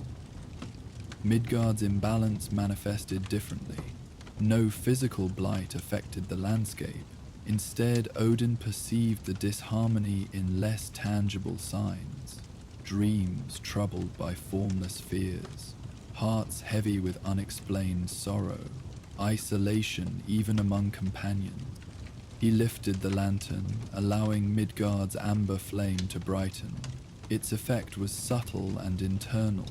The flame pulsed with warm vitality, sending invisible waves of harmony radiating outward. Odin walked through the sleeping village, his presence undetected yet profoundly influential on dreaming minds. Where previously rest had been fitful and dreams shadowed, now sleep deepened and visions brightened. Outside one modest dwelling, Odin paused. Within, a young woman sat beside a cradle, singing softly to an infant who would not settle. Her face, illuminated by a single guttering candle, showed the strain of many sleepless nights. Dark circles shadowed her eyes, and her shoulders curved inward with exhaustion. Yet she continued to sing, her melody faltering occasionally as weariness threatened to overcome her determination. The infant squirmed restlessly, tiny face scrunched in discomfort, rejecting the comfort offered with increasing distress. The scene held a poignancy that touched even Odin, who had witnessed the rise and fall of civilizations. In this simple struggle between a mother's endurance and an infant's distress lay a microcosm of Midgard's current imbalance. Connection strained, natural rhythms disrupted, harmony replaced by discordance despite the best intentions. Odin placed the lantern near the window, allowing its amber light to filter gently inside. The light passed through the simple glass like honey poured from a jar, spreading in a warm pool across the wooden floor. The woman did not see this illumination with physical eyes, yet its effect became apparent as her singing gradually steadied. The melody found its proper rhythm, her voice gaining strength and confidence with each note. The subtle tension left her shoulders, and her expression softened from worry to a calmer assurance. As her own state balanced, the connection between mother and child strengthened. The infant, responding to this shift, ceased its restless movements. Tiny hands that had clutched fitfully at blankets relaxed as sleep finally claimed him. His breathing deepened and steadied, small chest rising and falling in the ancient rhythm that connected all living things.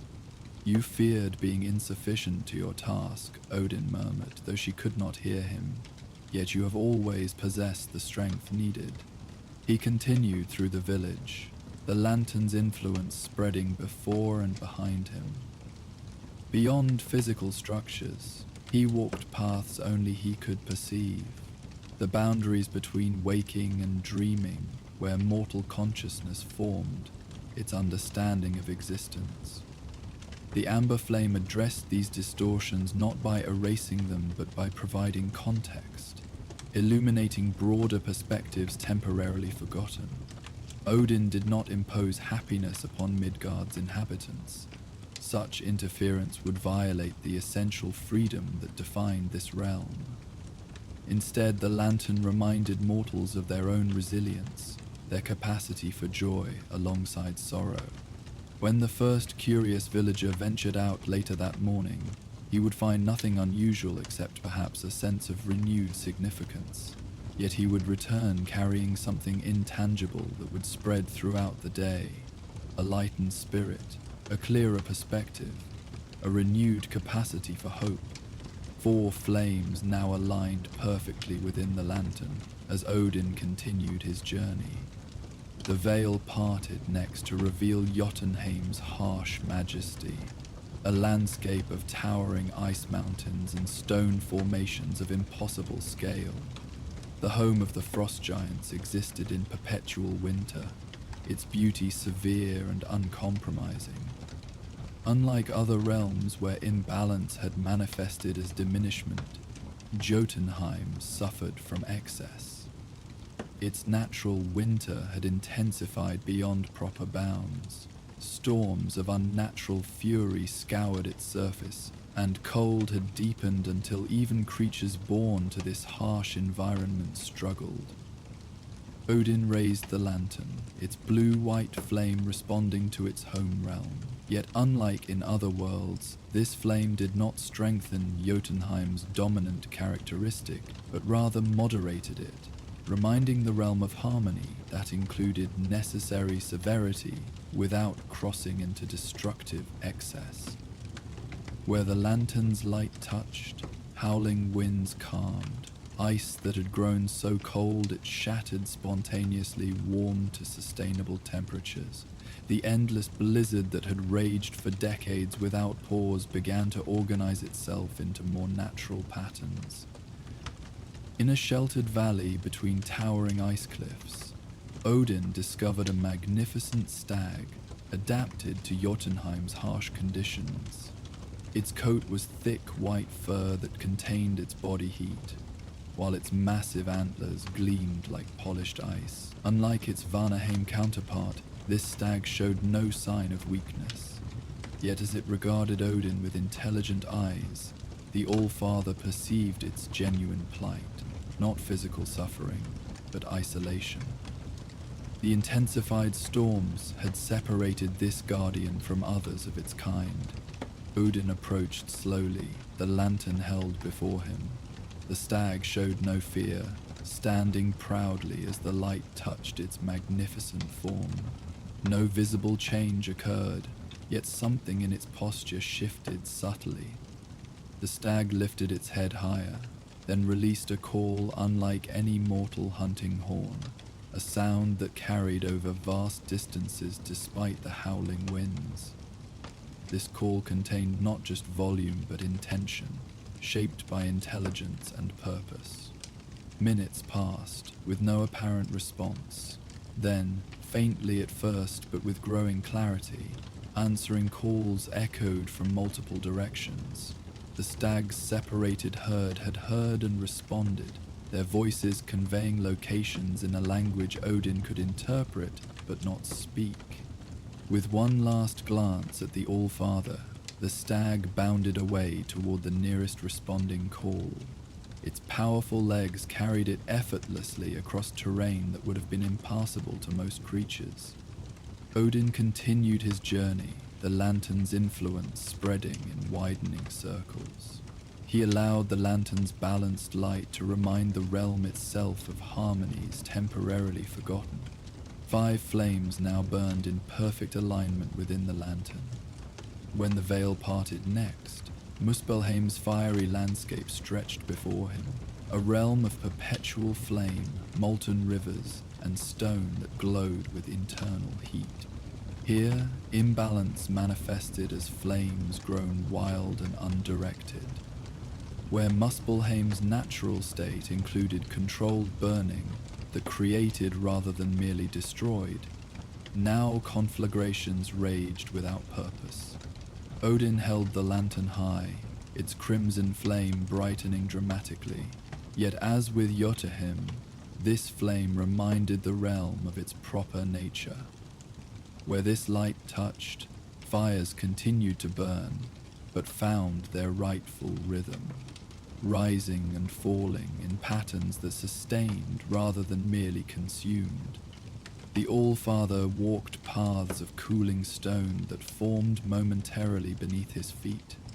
Volcanic eruptions that had sprayed molten material randomly began to follow natural cycles again. Flame tornadoes diminished to manageable intensities. The boundary fires that separated Muspelheim from other realms receded to their proper locations. At the heart of a particularly transformed region, Odin discovered a salamander of enormous proportions, a primal fire elemental that had existed since Muspelheim's creation. Unlike the smaller fire lizards that scuttled among the cooling stones, this creature was a fundamental aspect of the realm itself, its existence intertwined with Muspelheim's foundational nature.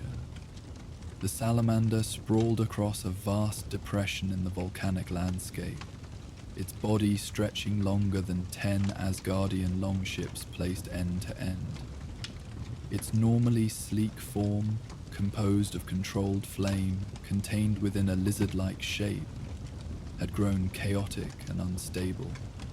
Parts flared with excessive uncontrolled energy that scorched the surrounding area, while others dimmed dangerously, threatening to extinguish completely. Its entire form pulsed erratically, expanding and contracting without rhythm, scales of solidified flame shedding and reforming in random patterns. The ancient being's suffering was evident even to those unfamiliar with fire elementals. Its movements, once fluid and purposeful, had degenerated into spasmodic twitches and sudden lurches. Occasional sounds emerged from its massive jaws, not roars or growls, but discordant notes like metal stressed beyond its tolerances, the very essence of fire crying out in distress. Odin approached this ancient being without hesitation, holding the lantern before him. The salamander turned slowly to face him, movements laborious as though each shift required immense effort. Its eyes, pools of liquid fire deeper than the most ancient volcanoes, regarded the All-Father with recognition born of shared antiquity. No words passed between them. The salamander possessed intelligence but not speech, as other realms understood it. Their communication occurred on a more fundamental level, consciousness acknowledging consciousness across the divide of entirely different modes of existence. The lantern's crimson flame pulsed in rhythm with the salamander's fluctuating energy. Gradually, that rhythm stabilized. The chaotic flaring ceased, replaced by controlled burning. Its form solidified into more defined contours, and its movements gained purposeful grace. When stability had been fully restored, the salamander performed a ceremonial action. It opened its enormous maw and released a perfect sphere of concentrated flame that hovered between them, neither expanding nor diminishing. Odin inclined his head in acknowledgement and acceptance. With one hand, he reached out and touched the sphere, absorbing its essence without being consumed. A promise from one of Muspelheim's most ancient entities that it would help maintain the restored balance. 6 flames now burned in harmony within the lantern. When the veil parted again, Svartalfheim opened before him, realm of the dark elves and home to shadow magic that balanced Alfheim's light. The imbalance here manifested as shadows grown too absolute. Darkness deepened beyond its proper state, until even the dark elves themselves struggled to navigate their home realm. Odin raised the lantern, its deep purple flame responding. Where the light touched absolute darkness, shadows regained their proper gradation, revealing rather than concealing the underground realm's intricate beauty. The All-Father walked passages where stalactites and stalagmites formed natural columns. Crystal formations regained their subtle inner glow. Underground streams resumed their proper flow, their surfaces reflecting restored ambient light in patterns that painted moving images across stone walls. Dark elves watched from hidden vantage points, maintaining their distance, not from fear, but from inherent preference for indirect communication. In a chamber whose walls had been carved with historical records, Odin discovered evidence of the Dark Elves' own attempts to address the imbalance. Ritual circles drawn in luminous materials formed complex patterns across the floor. As he studied these signs, a voice addressed him from shadows, deliberately maintained despite the lantern's influence. All-Father, the speaker remained unseen. Your intervention was anticipated. Odin turned toward the voice without attempting to pierce the concealing darkness. Yet you did not request Asgard's aid, he observed. Pride is not exclusive to your realm, Borson. We sought to correct the imbalance through our own arts, and found the darkness grown beyond your methods, Odin concluded. Silence extended momentarily, then, we are not accustomed to requesting assistance. Odin nodded in understanding. The lantern reminds rather than imposes, he explained. When I depart, Svartalheim will maintain its sovereignty, merely restored to proper balance. We have observed your work in other realms, the voice acknowledged. Your restraint is noted. Will you permit my continued passage? Odin asked, granting them the dignity of choice. The eastern passages lead to the borderlands, where your next transition awaits. We will not hinder your journey. With this exchange completed, the presence withdrew. Odin proceeded as directed, noting increasing signs of renewed activity throughout the realm. Craftsmen returning to workshops, gardens showing new growth, caretakers moving with renewed purpose.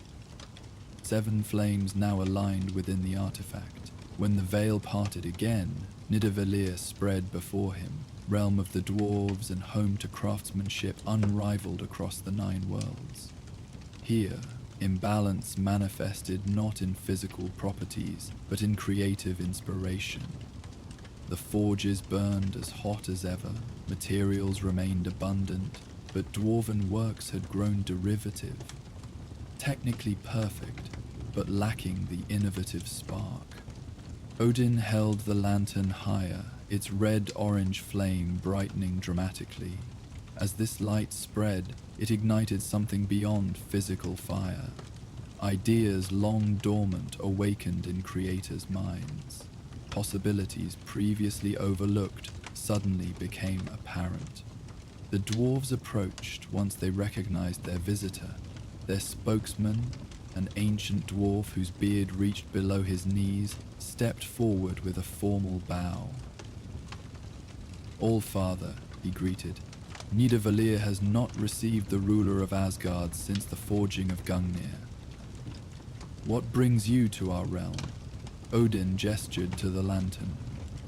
I walk all 9 realms to address imbalances that threaten Yggdrasil's stability, he explained.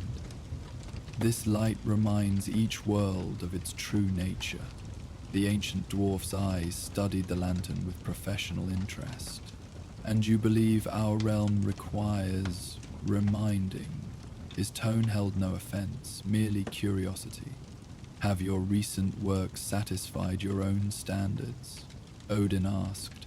Has inspiration flowed as readily as in ages past? The craftsmen exchanged glances. Several shifted uncomfortably. "We have produced," the spokesman acknowledged carefully. "Our forges burn, our hammers fall, yet the fire that burns brightest in true creation has dimmed." Odin held the lantern higher, allowing its flame to cast light directly upon the gathered dwarves. As the light touched them, subtle changes spread. Eyes brightened with renewed purpose. Hands began to move, fingers tracing shapes in the air as ideas suddenly demanded expression. The ancient spokesman experienced this change most visibly. His posture straightened, years seeming to fall away. "I see it now," he murmured, "the flaws in our approach these past centuries. We mastered technique so completely that we forgot its purpose as vehicle for vision." The dwarves dispersed rapidly, eager to translate newly awakened ideas into tangible form. Everywhere similar scenes unfolded. Craftsmen abandoning routine tasks to pursue ideas that suddenly demanded expression. Apprentices finding solutions to problems that had stymied their progress for decades. 8 flames now aligned within the artifact. When the veil parted for the last time, Helheim opened before him. Realm of the dead, who were neither valorous enough for Valhalla nor evil enough for deeper condemnation. Here, imbalance manifested as disrupted peace. Where Helheim should have offered quiet reflection and gradual acceptance, its spirits now wandered with increasing restlessness. Odin raised the lantern, its pale blue-white flame brightening. This light spread with particular gentleness, touching the wandering spirits not with command, but with reminder of purpose, temporarily forgotten. Where this illumination reached, restlessness calmed. Spirits that had paced endlessly found ability to pause and perceive their surroundings with greater clarity. In a meadow where particularly restless spirits had gathered, Odin discovered the realm's caretaker awaiting him. Hela stood alone, her form both beautiful and terrible, depending on which aspect one perceived. "Allfather," she greeted him with formal respect, "you bring light to the realm of endings." Odin inclined his head. "Even endings have their proper nature, which recent imbalance has disrupted." Hela's gaze shifted to the restless spirits, her expression revealing concern. "They arrive troubled," she stated, "carrying fears that prevent peaceful transition." Odin approached, the lantern's light illuminating them both. "The imbalance affects all realms differently," he explained. "Here, it manifests as disrupted transitions." Hela studied the lantern with growing comprehension. "You carry each realm's essence to remind rather than remake." "The final flame returns home," Odin confirmed. "With its restoration, Yggdrasil may regain harmony." Around them, the gathered spirits began to manifest changes. Restless pacing slowed to contemplative wandering. Expressions of confusion eased into acceptance. Some spirits who had maintained rigid isolation began to acknowledge others, forming the quiet community that characterized Helheim at its most functional. As Odin walked the final paths of Helheim, a voice reached him, not from any nearby presence, but carried on winds that connected realms despite apparent separation. "Husband." Frigg's tone held warmth that transcended distance. "You observe from afar," Odin responded softly, knowing she would perceive his words across the separation. "As I have throughout your journey," she confirmed. "The balance returns. Yggdrasil's branches steady." "The final flame aligns," Odin told her. "When I return, the lantern's work completes." "Then conclude your journey, husband," Frigg's voice encouraged. "Asgard awaits its king's return." Odin returned to the Vale of Twilight for the final transition of his journey. What had begun as a hesitant path through shadow had transformed completely during his progress through the realms. Now it resembled a bridge of solid light spanning the distance between worlds, so clearly defined that it seemed impossible to stray from its course. The floating embers that had originally appeared as hesitant guides now moved with purpose and confidence, forming intricate patterns that shifted in harmony with the lantern's 9 aligned flames. The between-real darkness had receded entirely, replaced by a gentle luminescence that emanated from the path itself. Colors impossible to name swirled within this light, suggesting the unique essences of all 9 realms blending without losing their individual qualities. The very texture of the veil had changed, becoming more substantial, yet paradoxically easier to traverse, as if reality itself acknowledged and supported Odin's restorative purpose. Most significantly, the wind's voice had evolved from its original cryptic whispers to a harmonious chorus carrying messages from across Yggdrasil's vast structure. Voices from all 9 realms, some recognizable, others entirely alien to conventional perception, blended into coordinated music rather than discordant noise. Their unified message spoke of balance returning, of ancient rhythms rediscovered, of connections re-established after too long in isolation. This transformation of the veil itself represented perhaps the most meaningful indicator of Odin's success. The pathways between realms constituted a realm of their own in certain respects, the connective tissue that bound the 9 worlds into a functioning whole, rather than isolated domains. That this in-between space now flourished with renewed vitality suggested not just individual healing, but systemic restoration throughout Yggdrasil's structure. When the veil parted for the last time, Asgard welcomed its king home. Odin placed the lantern carefully on his workbench, its 9 flames burning with perfect stability.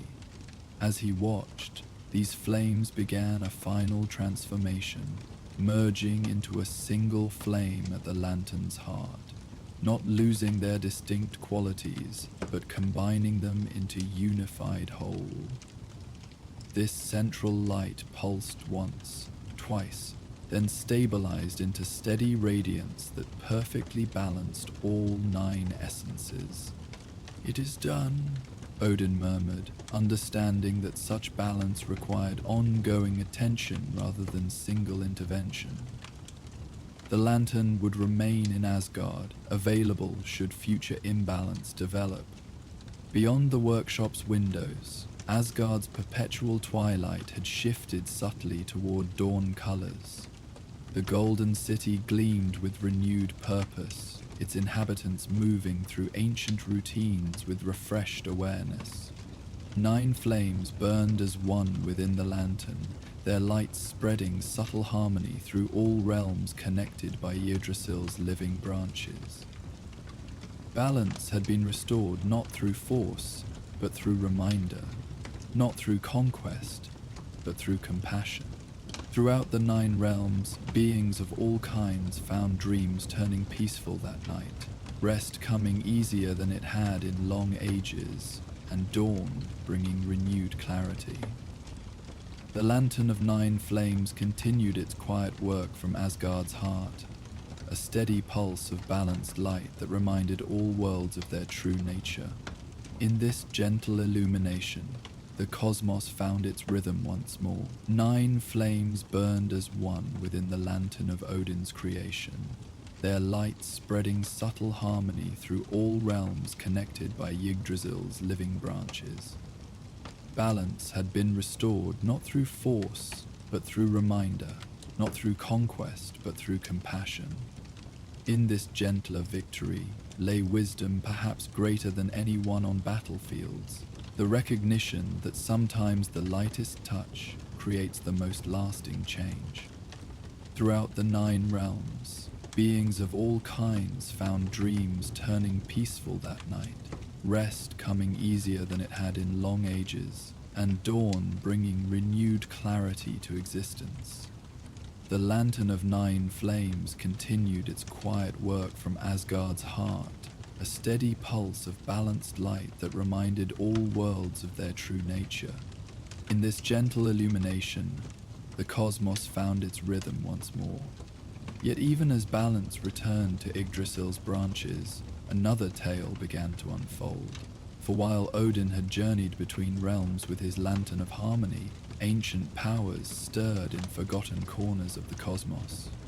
Near the roots of the world tree, where reality grows thin and wisdom pools in shadowed depths, the stones surrounding Mimir's well had begun to whisper.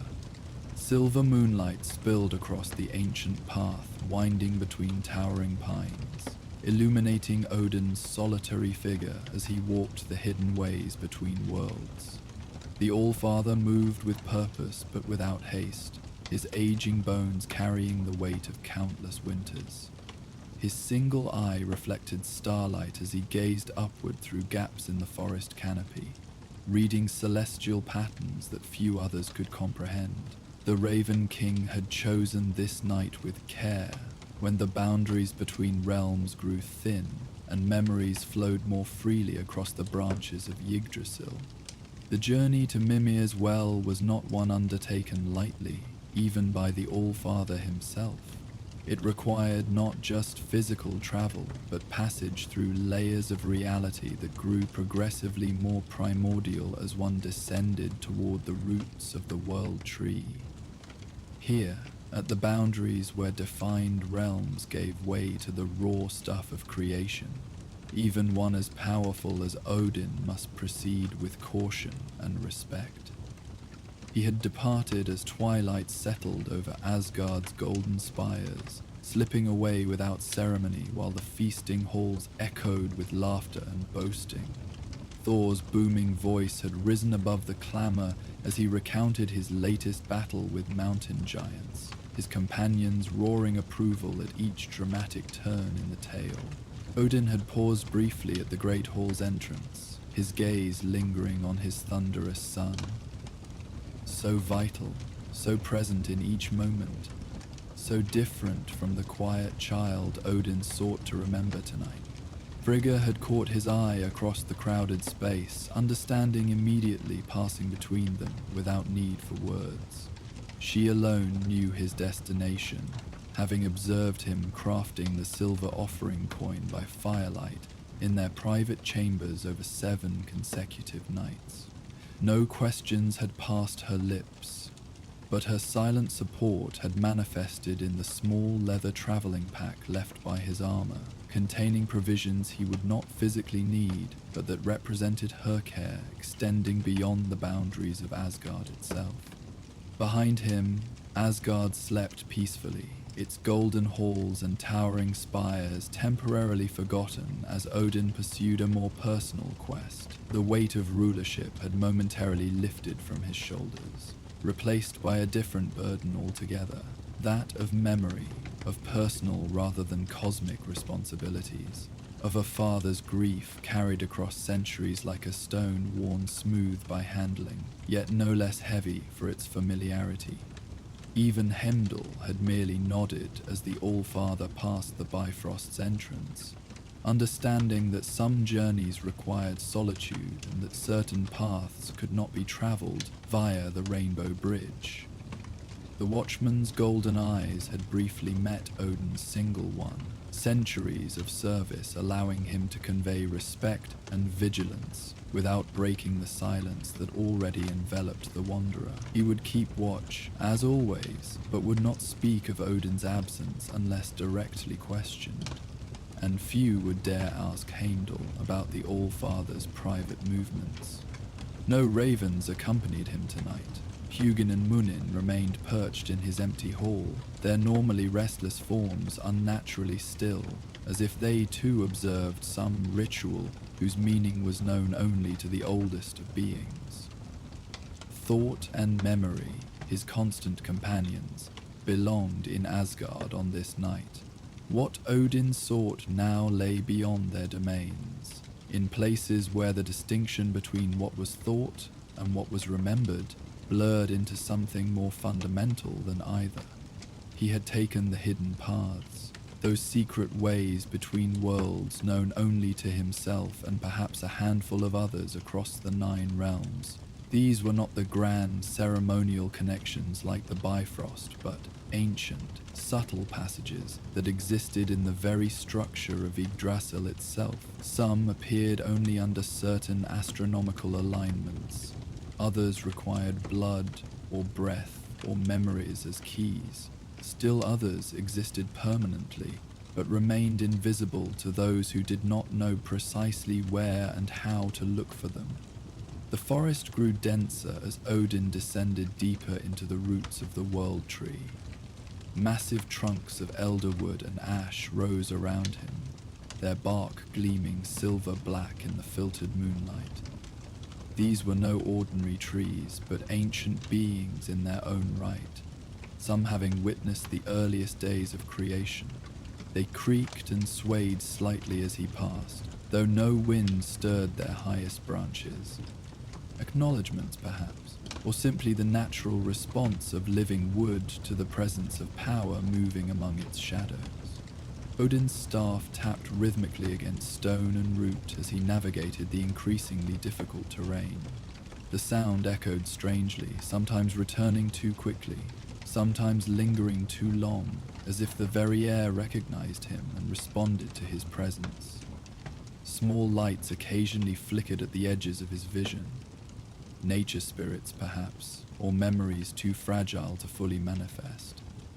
He acknowledged these watchers with slight nods, but did not engage, keeping his focus on the path ahead. Long experience had taught him that distraction in such places could lead to becoming lost in ways more profound than mere physical disorientation. Beings who allowed their attention to be fully captured by the wonders and curiosities of Yggdrasil's roots sometimes never returned to their own realms, becoming instead part of the great tree's vast consciousness, their individuality gradually absorbed like raindrops into an ocean. The descent continued, time stretching and compressing according to laws Odin had studied but never fully mastered. What seemed like hours might represent minutes in the world above. Conversely, moments of perfect clarity might contain subjective experiences that would require days to fully process once he returned to ordinary reality. He had prepared for this temporal distortion, arranging matters in Asgard to account for an absence that might extend beyond his intentions or control. As he ventured deeper, the path grew less defined, requiring intuition as much as observation to follow. This was the final challenge before reaching his destination, a test of sorts, ensuring that only those with proper purpose and preparation could approach Mimir's well. A wrong turning here would not result in mere delay, but might lead to pockets of reality where nightmares took physical form, or to the hunting grounds of entities that fed on memories and identity, leaving their victims as empty shells, devoid of self-knowledge. Odin navigated these dangers with the confidence of one who had faced them before, though never with complacency. Each visit required fresh awareness, fresh commitment, for the paths shifted between journeys, responding to changes in both traveler and destination. What had been safe passage during his last visit might now lead to oblivion. What had been impassable might now offer the most direct route. After what might have been hours, or merely moments, time flowed differently in this place between worlds. A subtle change in the atmosphere signaled that his journey neared its end. The oppressive weight of deeply buried reality lightened somewhat. The random patterns of light became more organized, gathering toward a central point ahead. The sound of water, not flowing but existing in perfect stillness, reached his ears as a kind of anti-sound, a negative space in the ambient noise of the forest. Odin reached a natural clearing that appeared both vast and intimate simultaneously, a paradox possible only in places where ordinary physical laws yielded to more fundamental principles of existence. The trees formed a perfect circle around a small dark pool of water, So still it appeared solid, its surface reflecting the stars visible through the circular opening in the canopy above, with such perfect clarity that it seemed one could step directly from earth to sky. 9 ancient runestones stood equidistant around the pool, each taller than a man and covered with symbols that seemed to shift and change when not observed directly. These were not ordinary runes that could be carved by mortal hands or even divine ones, but living concepts that manifested in physical form only due to the unique properties of this place, where thought and matter intersected. They represented the 9 realms, the 9 great branches of Yggdrasil, the 9 fundamental forces that shaped existence. Different interpretations of the same essential truths. Odin paused at the edge of the clearing, drawing a deep breath. The air here tasted different, ancient and heavy with secrets, carrying subtle traces of worlds both above and below. He had come to this place many times throughout the long centuries. First as a young god seeking knowledge, his heart burning with questions and ambitions. Later as a ruler, requiring wisdom to guide his people through conflicts that threatened to tear the realms apart. And once, most memorably, in desperate need when he sacrificed his eye to drink from its waters, trading part of his physical sight for visions beyond ordinary perception. Each visit had changed him, shaped him, added layers to his understanding like rings in an ancient tree. The knowledge gained had served him well in ruling Asgard, in maintaining the delicate balance between realms, in preparing for threats both seen and unseen. Yet such wisdom carried its own burden, the weight of knowing what others did not, of glimpsing shadows of what might come to pass without the power to prevent all tragedies. Tonight's purpose was different. He sought neither knowledge nor prophecy, but something rarer and perhaps more precious. Remembrance, and, if the fates allowed, a moment of peace. Not the strategic peace of political alliances or the exhausted peace that follows battle, but the deeper tranquility that comes from acceptance of what has been and what must be. I have returned, old friend. Odin spoke softly to the air, to the water, to the essence that lingered in this sacred space. His voice, though quiet, carried power, not the commanding tone he used in Asgard's halls, but something more intimate and genuine, the voice of one addressing an equal rather than subjects. No breeze stirred the surface of the pool, yet something changed in the atmosphere, an acknowledgement, a welcome perhaps. The space itself seemed to recognize him, not as king or god, but as an old acquaintance returning after absence. The runestones began to hum almost imperceptibly, a sound felt in bone and blood rather than heard by ear. The vibration passed through the ground, up through Odin's legs and into his core, resonating with something fundamental in his being, a reminder that he too was part of the pattern, bound by threads of fate and meaning to all that existed. Odin approached the pool with measured steps, each footfall deliberate and reverent upon ground few beings had ever trod. Night birds fell silent as he passed, and small creatures of the forest paused in their nocturnal activities, sensing the presence of something ancient and powerful moving among them. The moonlight caught in his silver hair and beard, casting a faint halo around his weathered features. As he neared the water's edge, his reflection appeared on the mirror-like surface.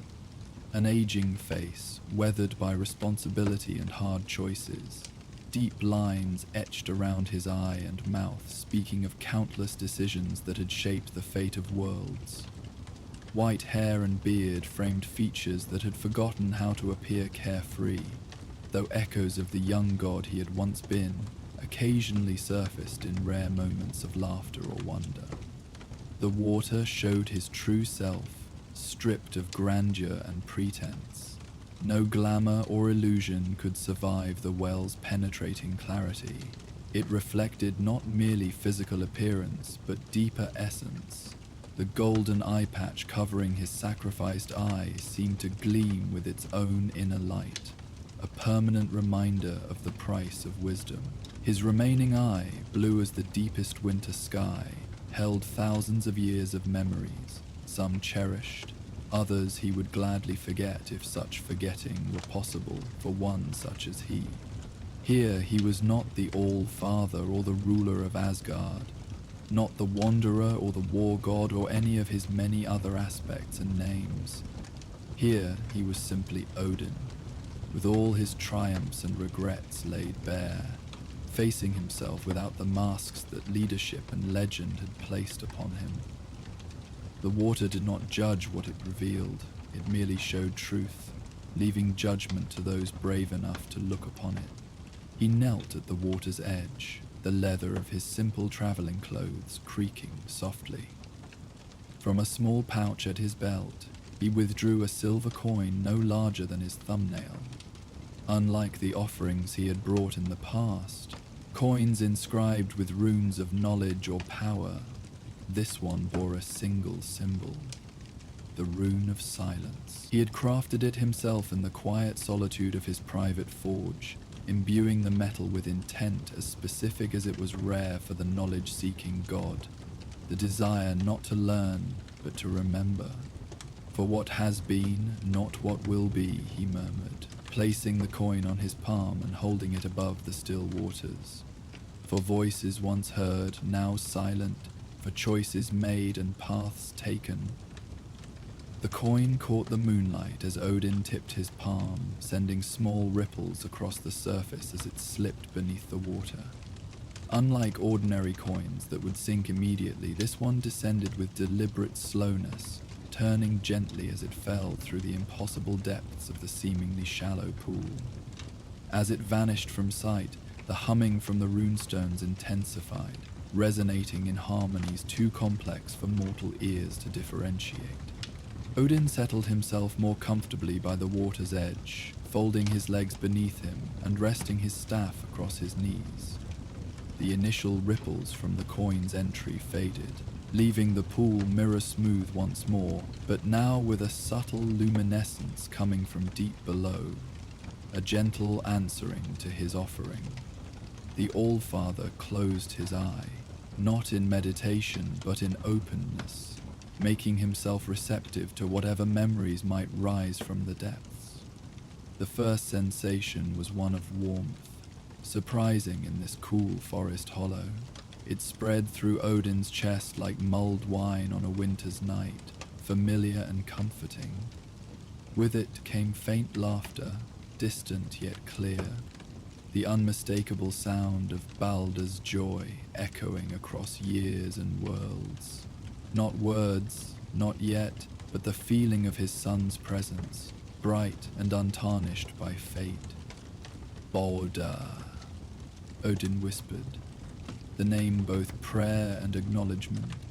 The water's surface remained unbroken, but beneath it colors began to swirl, gold and silver and the particular blue of a summer sky in Asgard. They coalesced into shapes, indistinct at first, then gaining clarity as Odin watched with his single eye and sensed with senses beyond the physical. A young god runs across flowering meadows, his golden hair catching sunlight, his laughter trailing behind him like music.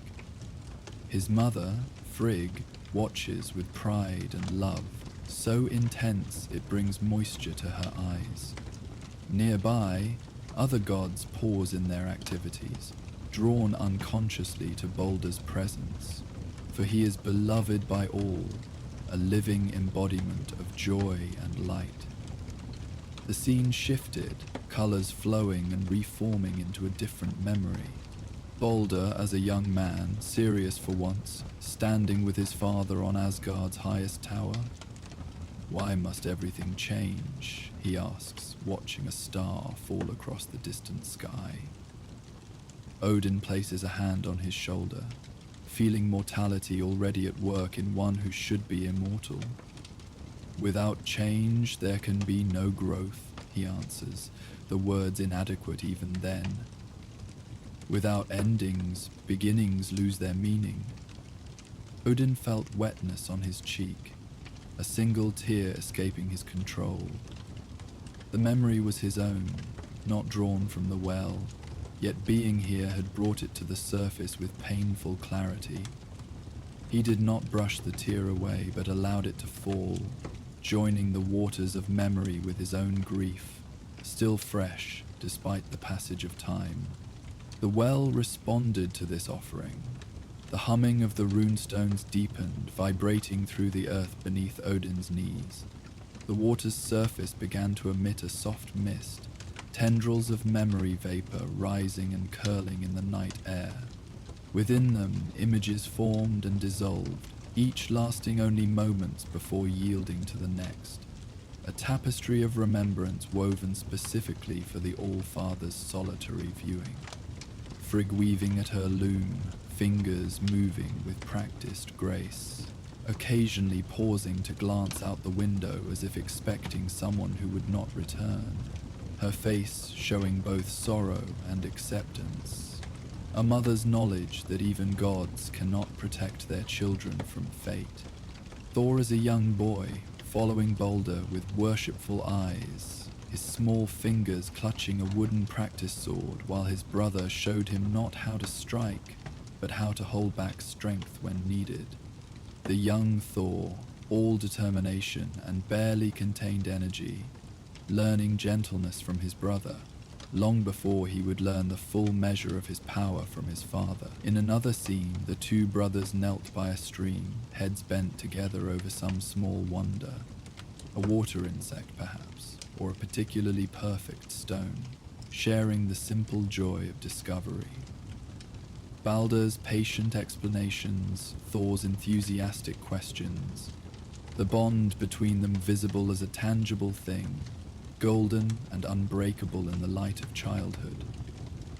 Frigga watching her sons from a distance, her eyes filled with maternal pride yet shadowed by something else, a foreknowledge perhaps, or simply the wisdom of a mother who understands that joy and pain walk hand in hand through every life, even those of gods. Her fingers working at her spinning, creating patterns that somehow mirrored the relationships forming before her. Threads intertwining, separating, coming together again in new configuration. Loki watching from shadows, his expression unreadable even to Odin's practiced eye. A complex mixture of emotions played across the young trickster's features. Envy, yes, but also genuine affection, confusion, and the beginning seeds of something darker that would grow with time and circumstance. His clever hands idly forming shapes from nothing, small magics that revealed his talent even then, a brief moment when Balder called to him, included him, and the pure gratitude that flashed across Loki's face before being hidden behind a mask of casual acceptance. Even then, patterns forming that would lead to tragedy, yet not with the simple malice that later tales would assign. The brothers three, Balder, Thor and Loki, sitting together under Asgard's golden sky, sharing tales and dreams. Balder speaking of beauty and harmony, Thor of adventures yet to come, Loki of tricks and transformations that would upend expectations. Their laughter blending, three distinct notes forming a chord that once had seemed as if it would sound forever. How could any of them have known what lay ahead? How could even Odin, with all his wisdom, have foreseen how these three paths would diverge and intersect again with such devastating consequences? Odin watched these visions with the stillness of complete attention. Each fragment of memory was precious, each moment a gift from the well's depths. He had not come seeking answers or revelations, merely connection to what had been lost. The gentle parade of images brought both pain and comfort, as memories of loved ones always do. The mist thickened, swirling more purposefully now. The images it contained grew older, reaching further back into time's current.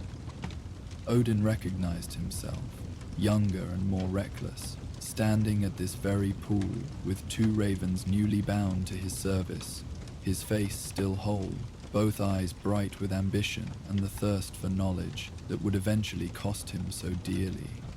"I will know all things," the younger Odin declares to the well. "I will understand the patterns that move beneath the surface of creation." The present Odin watched his younger self with a mixture of fondness and regret. "How little you understood about the price of knowing," he murmured to the phantom. "How little any of us understand until the debts come due." As if responding to his words, the mist shifted again, showing not what had been, but what might have been. Glimpses of paths not taken, choices unmade. The images formed with tantalizing clarity, substantial enough to evoke emotion, yet ephemeral enough to maintain their status as possibilities rather than realities. Balder grown to full maturity, standing on the walls of Asgard, his golden light undimmed by death. In this vision, his youthful beauty had matured into something even more profound, wisdom tempered by joy, strength guided by compassion. He wore ceremonial armor that caught the light like a constellation brought to earth, and around him gathered younger gods who looked to him for guidance, much as he had once looked to Odin. Nearby stood Nanna, his wife, their hands occasionally brushing with the comfortable intimacy of a love that had deepened rather than diminished over centuries. Children moved among them, not just their own, but those of all Asgard, drawn to Balder's light and Nanna's gentle wisdom. In this unbroken timeline, they had become the heart of Asgard, its emotional center and conscience. Loki appeared in these visions too, transformed from how Odin knew him now, still mischievous, still clever beyond measure, but standing beside Balder rather than scheming from shadows. His tricks served to delight rather than wound, his intelligence channeled into solving problems rather than creating them. The bitterness that had poisoned his heart seemed absent, as if some critical moment of hurt or betrayal had never occurred, or had been healed before festering into hatred. Thor strode through the halls of Valhalla, Mjolnir at his side, but with a thoughtful demeanor that balanced his warrior's spirit. He had learned wisdom as well as warfare in this potential reality, tempering his strength with the judgment that comes from being truly seen and valued for all aspects of his nature, rather than just his might in battle. And beyond these three, others appeared. Siblings and friends who never came to be, relationships that might have flourished, a family unbroken by prophecy and fate. Odin saw himself there too, different in subtle but profound ways.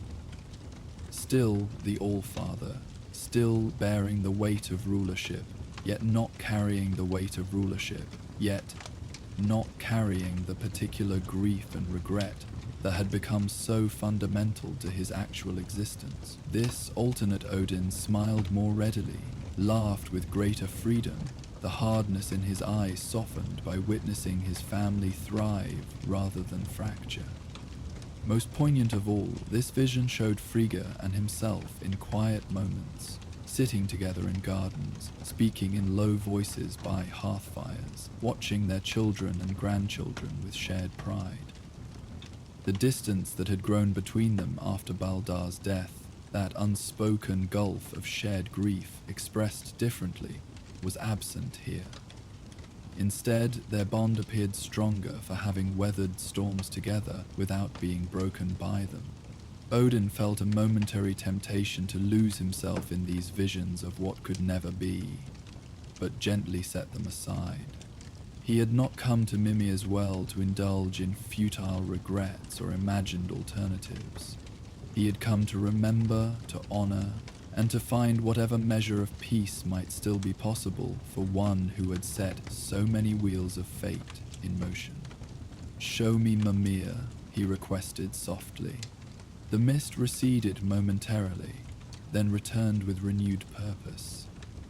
This time, the image it contained was crystal clear, a noble face with eyes deep as the well itself, flowing hair and beard framing features that somehow managed to express both extreme age and vibrant youth simultaneously. Mimir, the Wisdom Keeper, once Odin's friend and advisor before politics and war separated them. Mimir, whose severed head Odin had preserved with herbs and spells when it was returned to him as a warning and a trophy by the Vanir. The face in the mist smiled, a gesture so subtle it might have been imagined, yet Odin felt rather than saw the warmth directed toward him. No words were spoken. Mimir's true voice had been silent for ages, but understanding passed between them nevertheless. An acknowledgement of shared history, of bonds that transcended physical form, of wisdom hard-won through sacrifice. "You were right, old friend," Odin said quietly, "about so many things. The price of knowledge, the inevitability of certain patterns, the importance of accepting what cannot be changed while working to change what can." The face in the mist inclined slightly, accepting these words without vanity or resentment. Then it began to transform, features melting and reforming into those of Balder, not as he had been in life, but as he might appear now, matured by experience yet still luminous with the inner light that had made him beloved by all. This vision of Balder did not speak either, but his eyes held messages that Odin read with his heart rather than his mind. Forgiveness, acceptance, and a love untouched by the circumstances of death or the long separation since. There was sadness there too, but without bitterness, the natural sorrow of partings, even those ordained by fate. Odin reached out instinctively, his weathered hand passing through the mist image without resistance. "My son," he whispered, the words barely audible, yet carrying the weight of centuries of grief and love. The vision of Balder smiled, that same bright smile that had once illuminated Asgard's halls, then slowly dissolved back into formless mist. But something remained, a presence not visible but felt, as if Balder's essence lingered near his father for a moment longer than the image itself. It was not communication in any ordinary sense, yet Odin received impressions that transcended simple emotion or thought, a complex tapestry of reassurance, of acceptance, of love, undiminished by separation or circumstance. There came, too, a sense of continuity, that what appeared as ending from one perspective represented transition from another, not reincarnation exactly, as mortals might conceive it, but a more fundamental truth about the nature of being itself. The essence that had been Baldin continued to exist, though transformed into something beyond Odin's ability to fully comprehend, even with his vast wisdom and experience. This was not the comforting fiction of afterlife taught to ease mortal fears of death, but something both simpler and more profound. The recognition that existence itself possessed dimensions beyond the perceptible, beyond even the 9 realms and their myriad inhabitants. Odin absorbed these impressions without attempting to translate them into concrete concepts. Some truths defied language, could only be experienced directly. He allowed the formless communication to wash through him, becoming part of his being rather than something separate to be analyzed and categorized. This, perhaps, was the true gift of Mimir's well. Not answers, but perspective. Not facts, but understanding. Around the well, the 9 runestones began to glow softly, their carved symbols illuminated from within by a pale blue light that seemed to pulse in rhythm with Odin's heartbeat. The connection was not coincidental.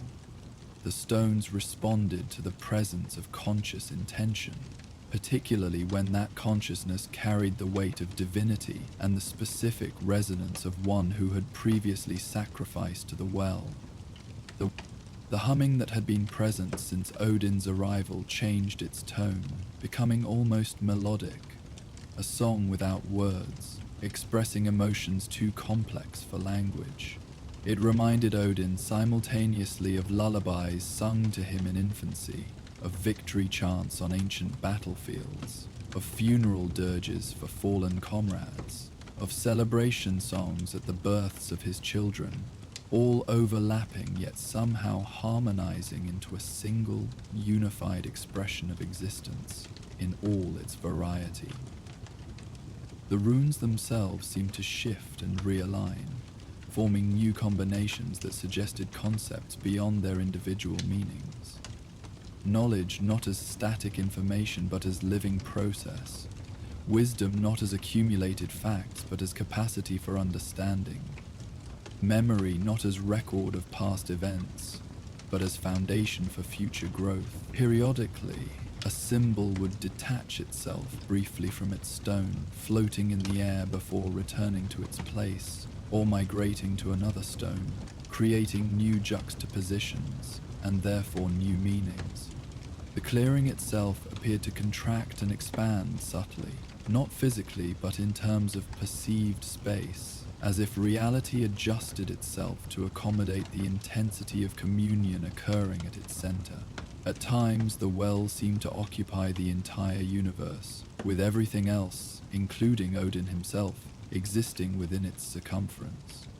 At other moments, it shrank to a pinpoint of perfect clarity, a singularity of meaning around which all other experience organized itself. These perceptual shifts occurred without disorientation or distress, feeling instead like natural adjustments of perspective, like eyes focusing at different distances.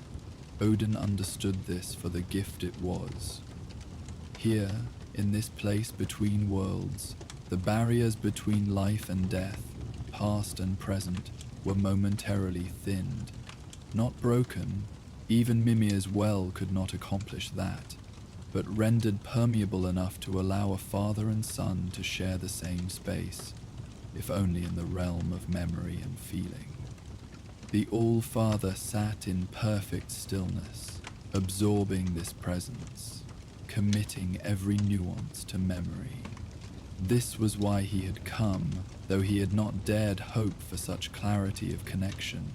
Not for knowledge or prophecy or power, but for this moment of communion with what had been lost. Gradually, the mist began to thin, the presence fading like starlight at dawn. Odin did not resist this natural withdrawal, understanding that even in this magical place, such moments could not be indefinitely prolonged.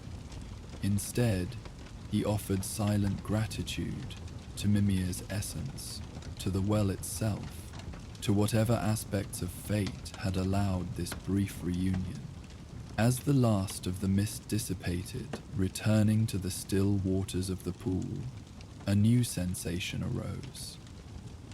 A subtle pressure at the edge of Odin's awareness, like words spoken just below the threshold of hearing. Not Balder now, not Mimir, but something older and less defined. The well itself, perhaps.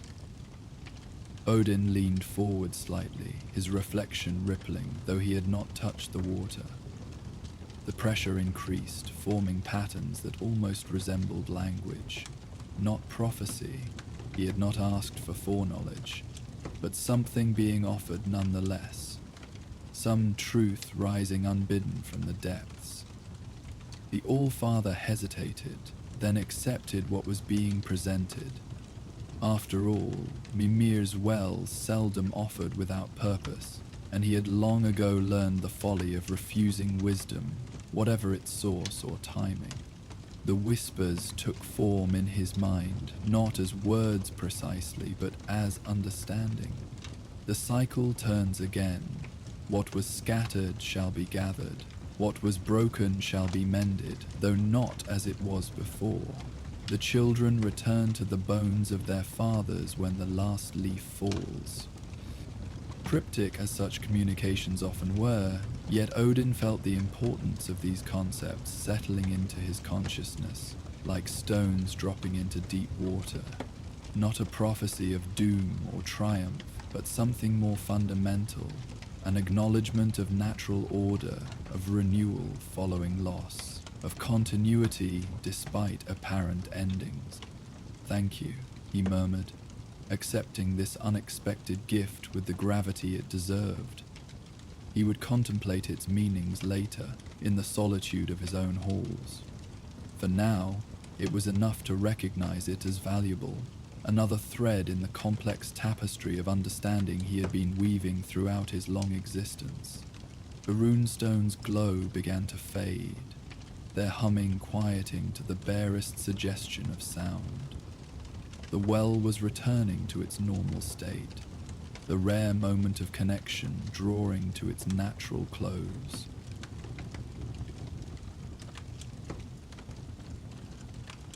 Odin made no move to extend it, respecting the boundaries that even he must observe. Instead, he reached once more into the pouch at his belt, withdrawing a small object wrapped in cloth. Carefully, he unfolded the covering to reveal a carved wooden figure no larger than his thumb, a simple representation of a laughing child, crafted with more love than skill. Balder had made it for him countless seasons ago, a gift that had remained on Odin's private altar through all the intervening years.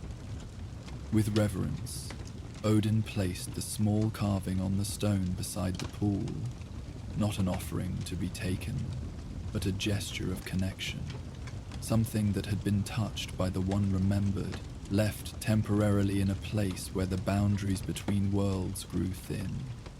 He would retrieve it before departing, carrying it back to Asgard with whatever lingering essence might attach to it from this sacred contact. "Until we meet again," he said simply, addressing all who had appeared to him this night. Mimir, Balder, and the countless unnamed whispers that had shared their wisdom. The pool's surface remained still, offering no further visions, but the air held a quality of attentive silence, as if the well itself acknowledged his words. The clearing felt peaceful now, the weight of memory transformed from burden to blessing through the simple act of recognition and acceptance. Odin settled more comfortably on the stone, preparing to spend the remaining hours of darkness in quiet contemplation. There was no need to rush back to Asgard and its endless demands. Here, beside Mimir's well with the stars wheeling overhead and the runestones standing silent guard, he could simply be, not Allfather or Raven King or God of Wisdom, but merely Odin, a being who had loved and lost and continued onward, carrying his memories like precious gems in the pouch of his existence. The night deepened around him, darkness gathering like a cloak drawn close against the chill of existence. Stars shifted their positions overhead, visible through gaps in Yggdrasil's vast canopy, their movement marking the passage of time in the oldest calendar known to gods or mortals. Cosmic winds stirred the world tree's branches imperceptibly, creating harmonies too subtle for ordinary hearing, but perceptible to Odin in his state of perfect receptivity. Each constellation told its own story, tales older than Asgard itself, some predating even Odin's long memory. There hung the great wolf, stars forming the shape of Fenrir before his binding, a reminder of dangers still to come. Nearby shone the hammer, Thor's might reflected in the heavens. The ship sailed its endless cosmic journey along the night sky's ocean, carrying the souls of warriors to their eventual rest. The spinner wove patterns of fate with stars for thread, eternally creating and recreating the tapestry of existence. Occasionally, Odin would look up to read these patterns, finding familiar formations that had guided him throughout countless journeys across the 9 realms. He had taught himself their meanings over countless centuries, learning to interpret their subtle shifts and alignments. Some he had named himself, others bore designations that came from civilizations long vanished from memory, preserved only in the Allfather's vast store of knowledge. Between these observations, he allowed his thoughts to wander freely, neither clinging to the visions he had experienced nor pushing them away, but simply holding them in the open palm of awareness. This was a form of meditation few would associate with the ever-active, ever-seeking Odin of legend. This capacity for perfect stillness, for being fully present with what is, rather than constantly striving for what might be. In this state, memories and impressions flowed through his consciousness like water through cupped hands, experienced fully, yet not grasped at or rejected. The faces of his sons, both as they had been in their youth and as they had appeared in the well's visions.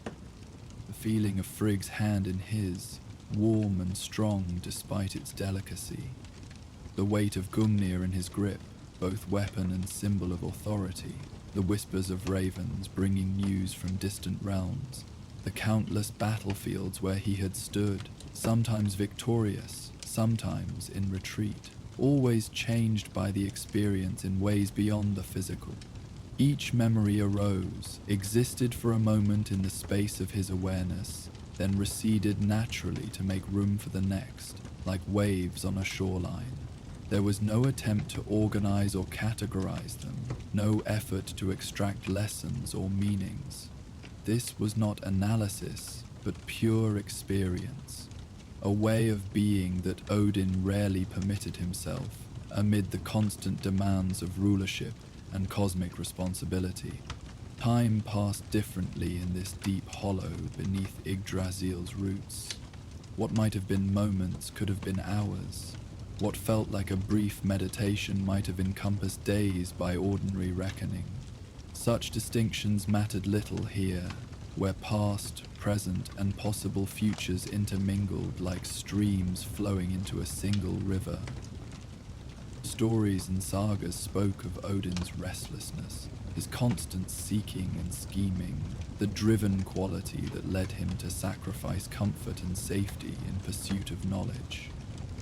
Tales recounted his many disguises and wanderings, his bargains and challenges, his tests of both gods and mortals. These accounts painted him as perpetually in motion, eternally dissatisfied, forever looking toward horizons not yet reached.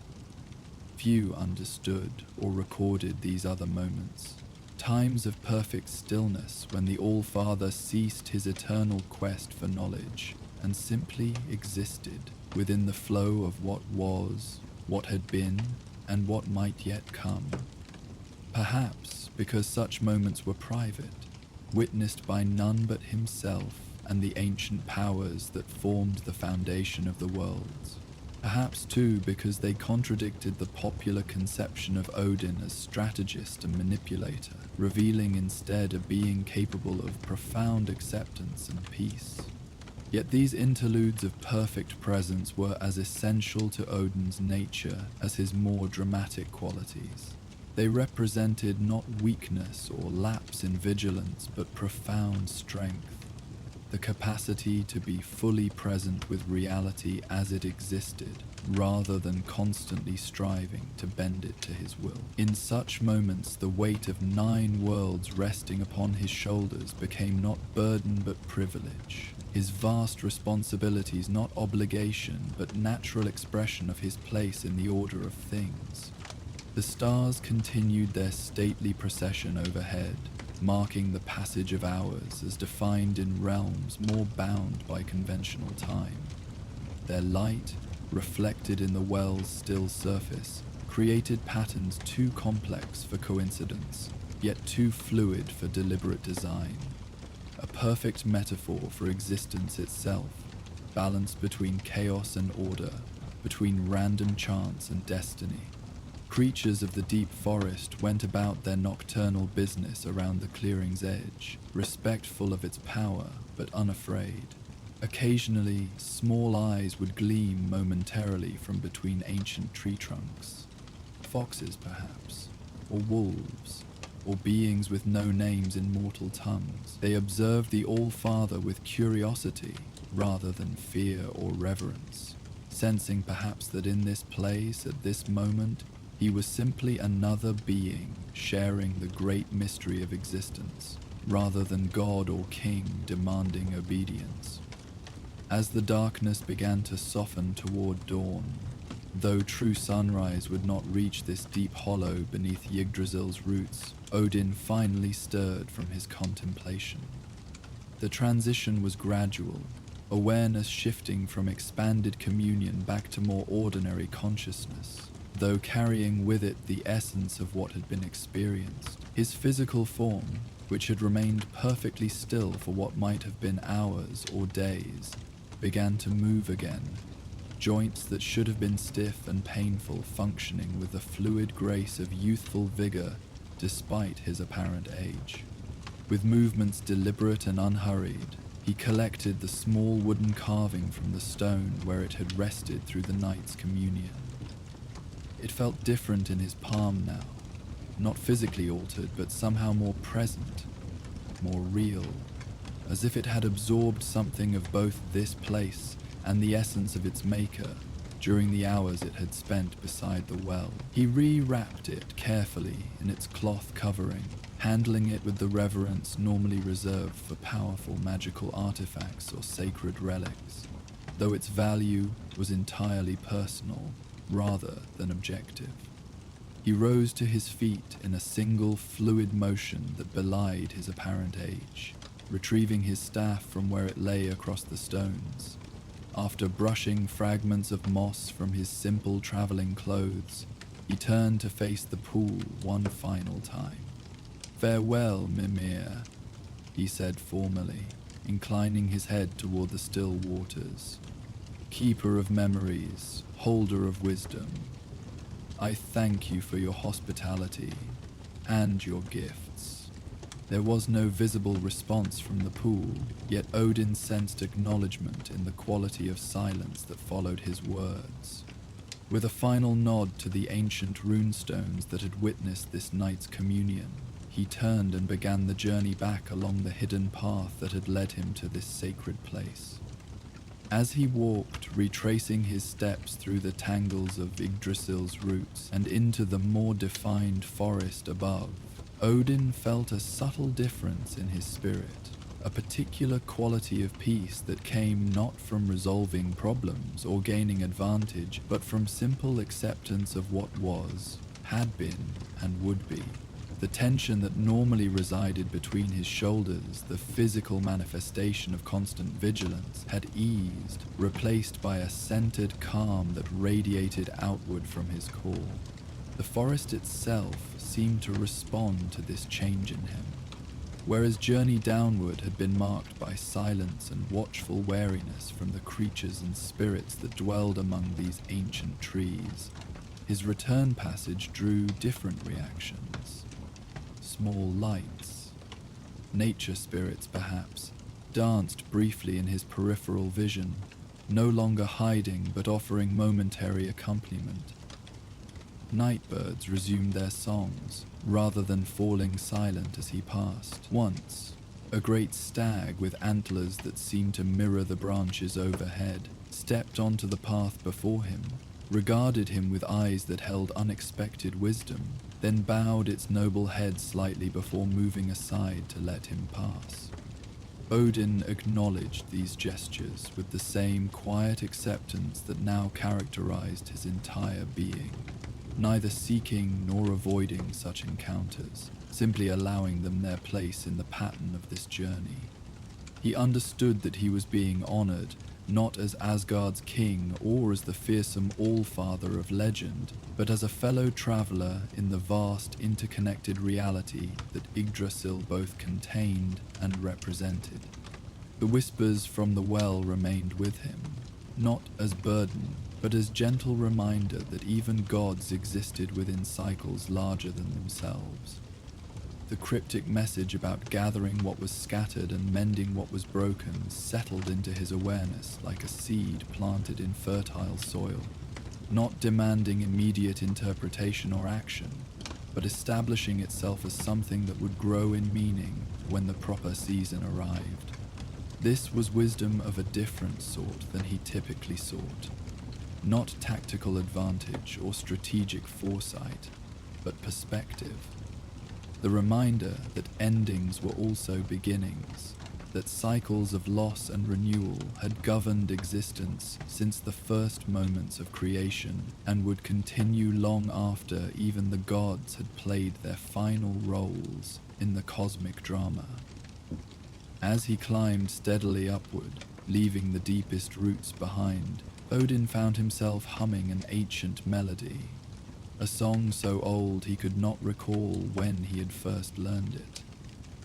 The tune predated formal music, predated language itself perhaps, a sequence of notes that somehow captured the essence of journey and return, of things lost and found again in altered form.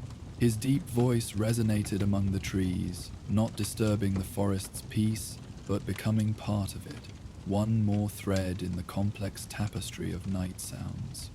By the time the forest began to thin, revealing glimpses of the broader world beyond, Odin's thoughts had already begun turning toward Asgard and the responsibilities awaiting his return. Yet something essential had shifted during the night's communion.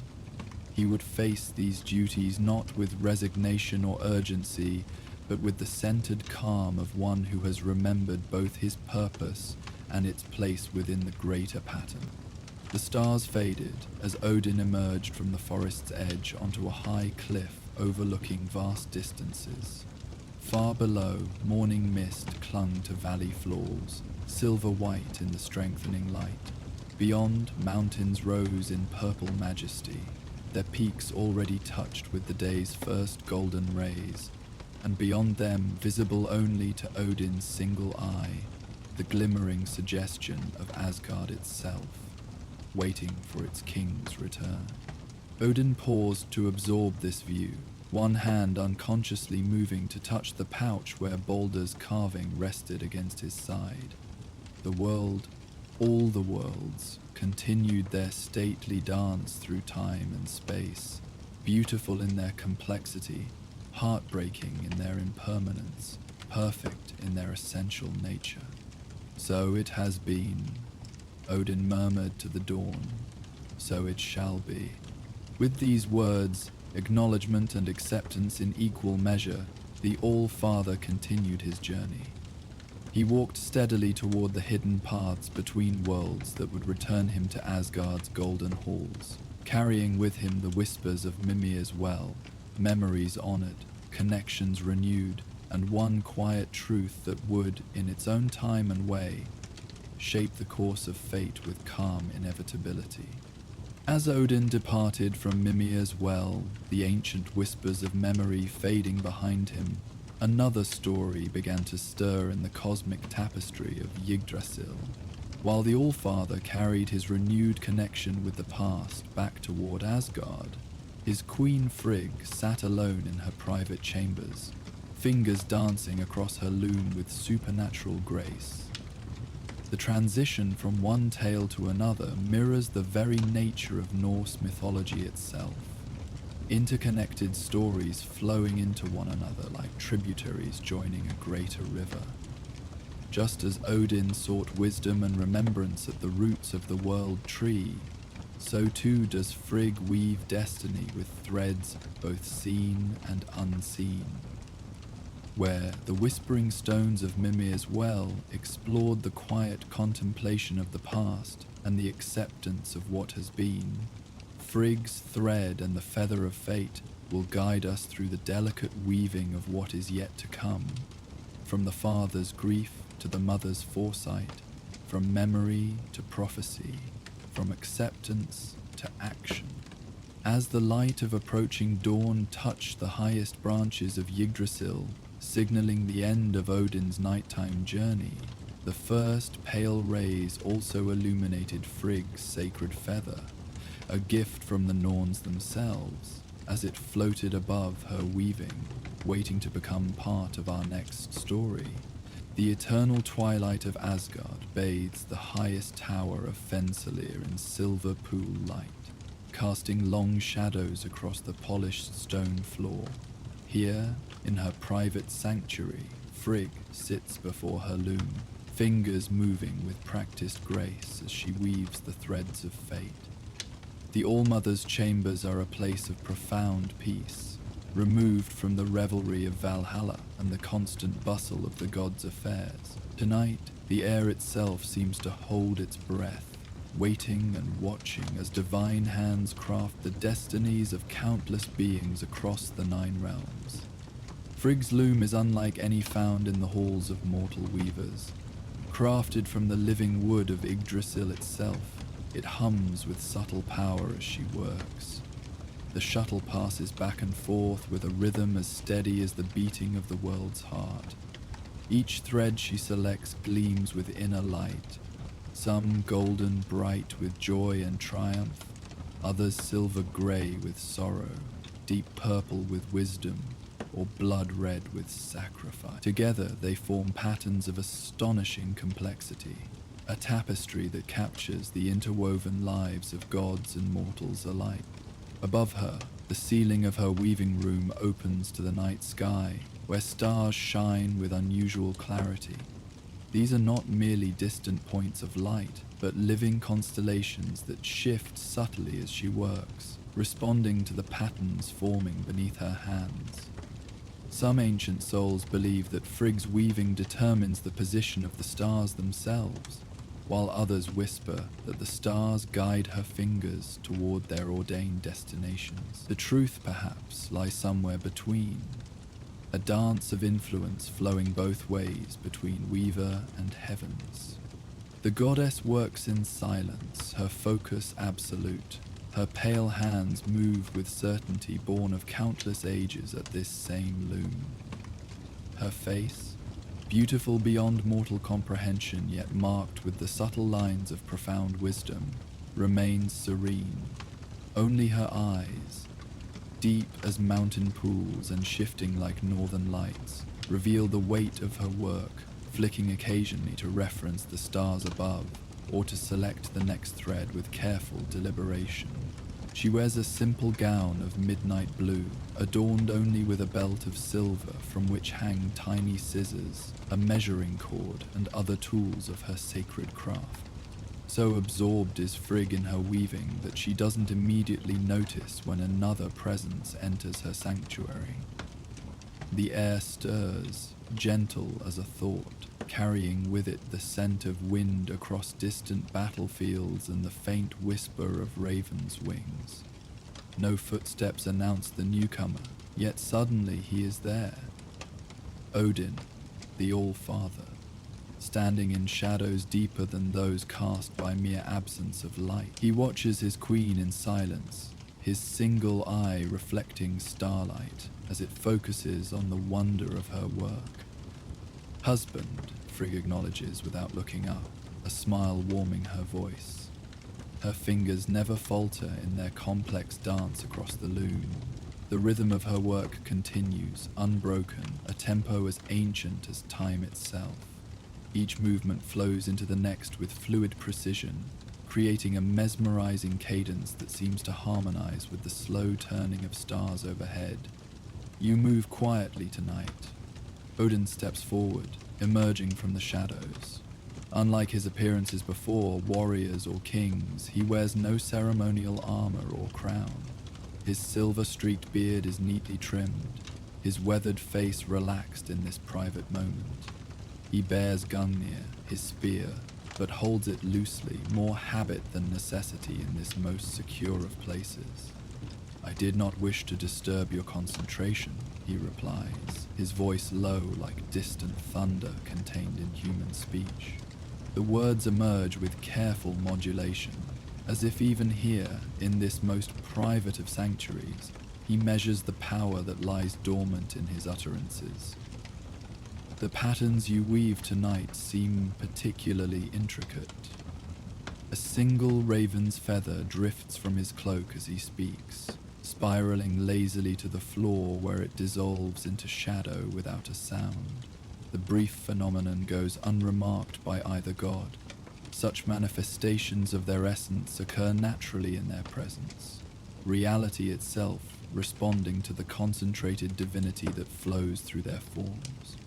The air between them shimmers almost imperceptibly with unspoken understanding, built over eons of partnership. Frigg's smile deepens as she finally glances up at him, her hands still working automatically, guided by instinct honed over millennia. The smile transforms her countenance from divine serenity to something warmer and more intimate, an expression reserved solely for her husband in these private moments away from the watchful eyes of other gods and goddesses. Light from both stars above and the glowing threads below catches in her eyes, creating depths that seem to contain galaxies within their gaze. "Come closer and see," she invites, her voice carrying the gentle authority of one who understands the underlying structure of existence itself. Her invitation is both literal and symbolic, an offering to share not merely her physical workspace, but the special perception through which she views the interconnected nature of all things. Tonight's weaving shows unusual confluences. The threads of several lives cross in ways I did not anticipate. As she speaks, the very air around the loom seems to thicken slightly, becoming more receptive to impression and influence. This is the nature of her craft. Not merely physical threading, but the manipulation of possibility itself, shaping potential through the conduit of her divine attention. The space around her work becomes a threshold between definite reality and malleable potential, a sacred liminality where fate takes form before flowing outward to touch countless lives across the 9 realms. Odin approaches the loom with measured steps, respectful of the sacred work performed there. Though he holds dominion over war, wisdom, poetry, and death, even the All-Father treats the mysteries of fate's weaving with cautious reverence. He studies the tapestry taking shape before him, his single eye gleaming with reflected starlight and the luminescence of the threads themselves. "I see the pattern of the farmer's daughter in Midgard," he observes, indicating a thread of warm amber, "the one who prayed to you last harvest moon." "Yes," Frigg confirms, her fingers dancing between shuttles of different colors. Her life entwines now with the merchant's son from the coastal village. Here, she points to a royal blue thread that crosses and twines with the amber strand. "And see how both connect to this silver thread? The wandering skald who will sing their story and carry it to distant lands." Odin observes the interplay of colors and textures with keen interest. Unlike most who view Frigg's work, he can perceive some of the deeper meanings woven into each intersection, each loop and knot. Not even he can see all that his wife encompasses in her weaving, but his wisdom grants him greater insight than most.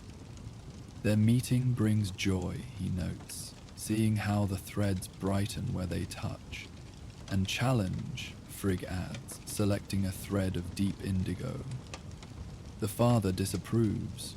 Old grievances between families must be reconciled. Her tone remains neutral, neither approving nor lamenting the complications she weaves. This is the nature of fate. Neither wholly cruel nor entirely kind, but intricate beyond simple judgment. As Odin watches her work, his attention is drawn to something resting beside the loom, something that does not belong among Frigg's careful arrangement of threads and tools. A feather, pure white with the faintest shimmer of silver along its edge, lies upon the stone shelf where Frigg keeps her finest threads. Unlike ordinary feathers from Midgard's birds, this one seems to emit a subtle glow, as if remembering light it once absorbed.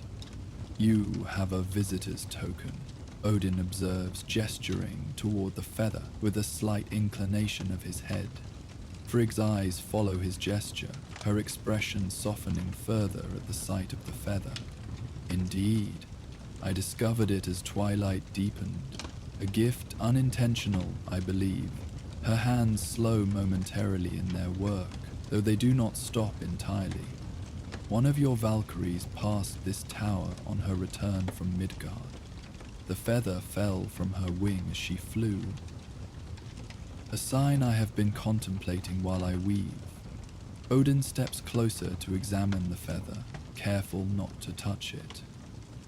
"Brynhilde," he determines after a moment, recognizing something in the feather's pattern that would be invisible to any eye but his. "She returned from the southern fields, where a skirmish left 3 warriors worthy of Valhalla's halls." Frigg nods in acknowledgement, returning her full attention to the loom. Her fingers select a thread of misty blue, incorporating it into an area representing the realm beyond physical existence. She sleeps now in the Hall of Wings, exhausted from her journey. A note of motherly concern enters her voice, revealing the compassion that extends beyond her role as weaver of fate to encompass nurturing care for all beings under her attention. The youngest one, I think, troubled her spirit. Barely a man, yet he fought with the courage of seasoned warriors. The Hall of Wings comes into momentary focus through their shared divine consciousness. A vast chamber with walls that seem both solid stone and intangible mist simultaneously. There, rows of alabaster beds hold slumbering Valkyries, their magnificent wings folded in repose, occasional feathers drifting free as they dream of battles past and yet to come. Among them lies Brynhilde, her sleep deeper than her sister's, her breathing carrying the slight unevenness of one whose heart remains engaged with recent duties, even as her body surrenders to necessary rest. In her dreams, the young warrior's face appears again, his expression transitioning from battle fury to surprise, then to a profound acceptance that seemed beyond his years as Brynhilde's hand extended toward his spirit.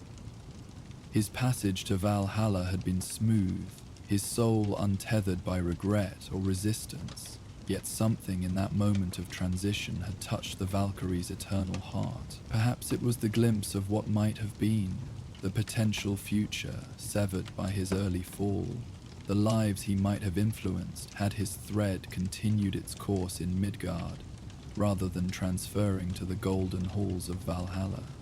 "I saw him enter the hall," Odin confirms, his voice neutral but not unkind. "He walks now with his ancestors, learning the ways of Valhalla from those who went before."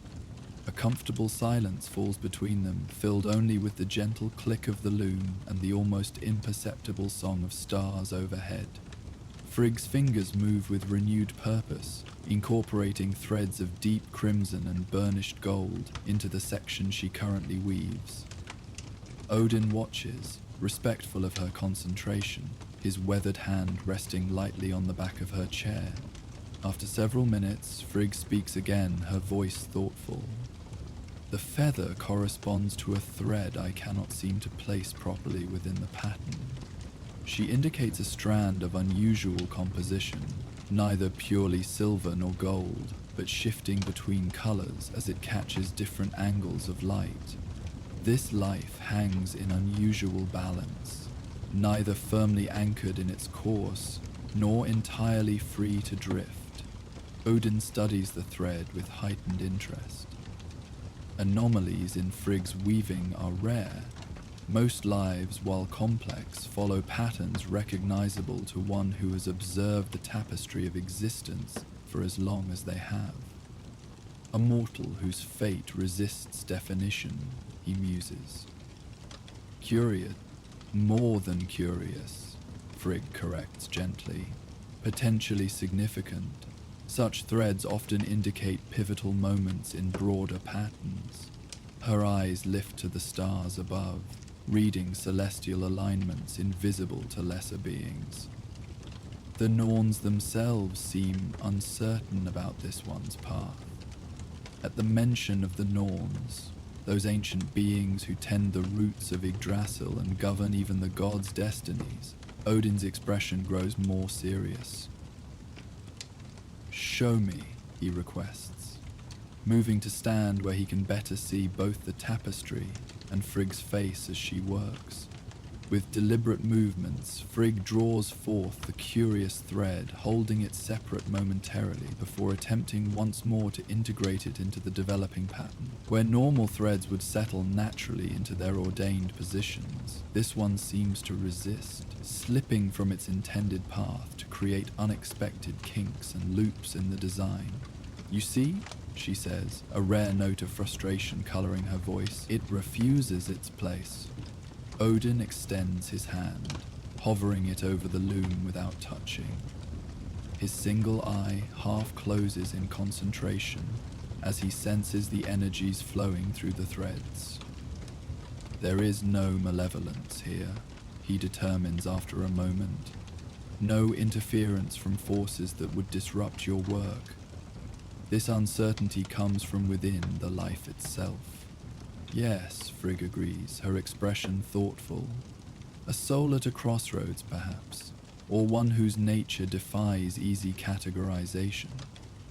She selects a different shuttle, trying a new approach to incorporate the rebellious thread. "The fallen feather appeared just as I began working with this strand. I do not believe in such coincidences."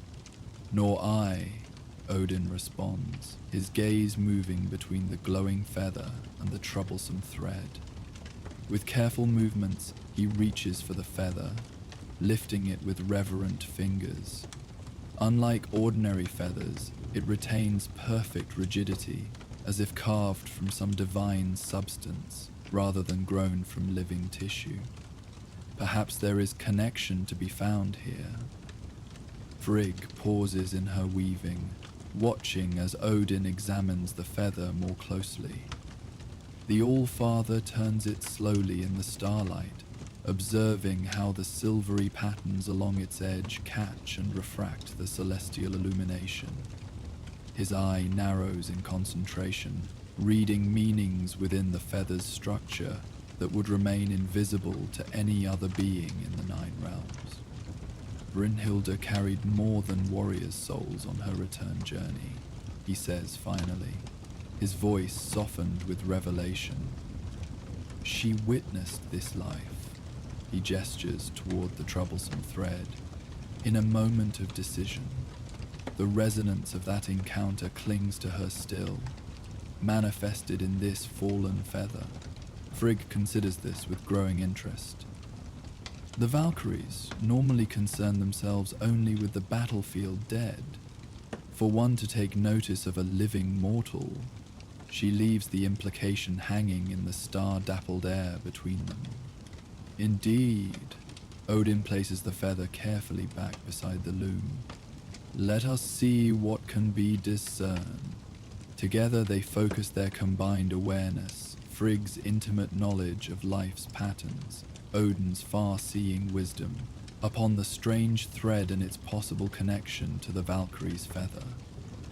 The air in the tower room grows heavier with concentrated divine attention, the stars above pulsing in rhythm with their thoughts. Within this sacred space between heartbeats, impressions form and solidify, glimpses of a mortal life unfolding in the middle realm. A young woman appears in their shared vision, neither queen nor warrior, but a healer in a small village near the northern seas.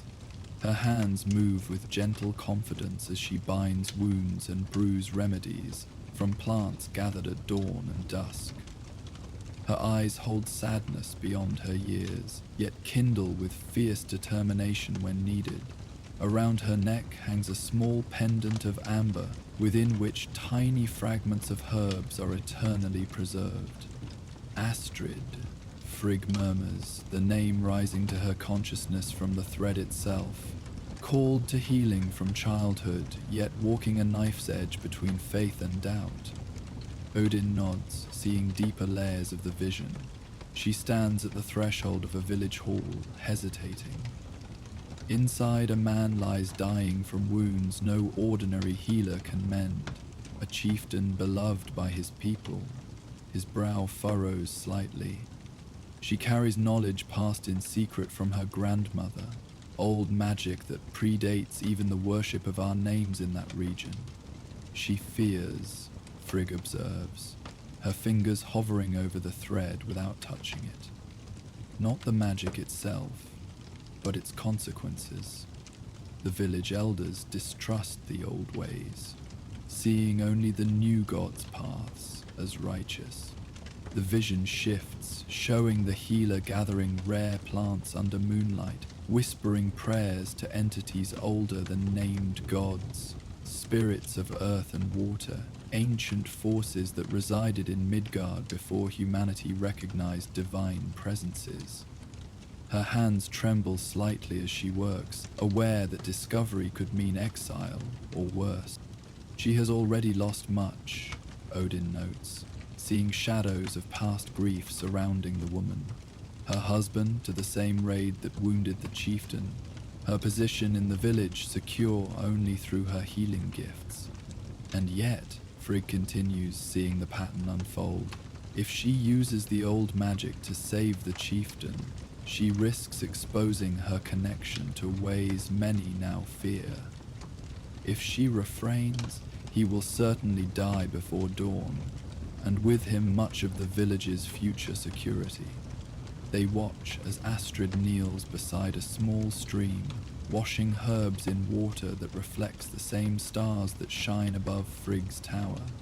The healer's lips move in whispered debate with herself, tears occasionally slipping down her cheeks to join the flowing water. This is the moment Brynhilda witnessed, Odin realizes, his voice unusually gentle.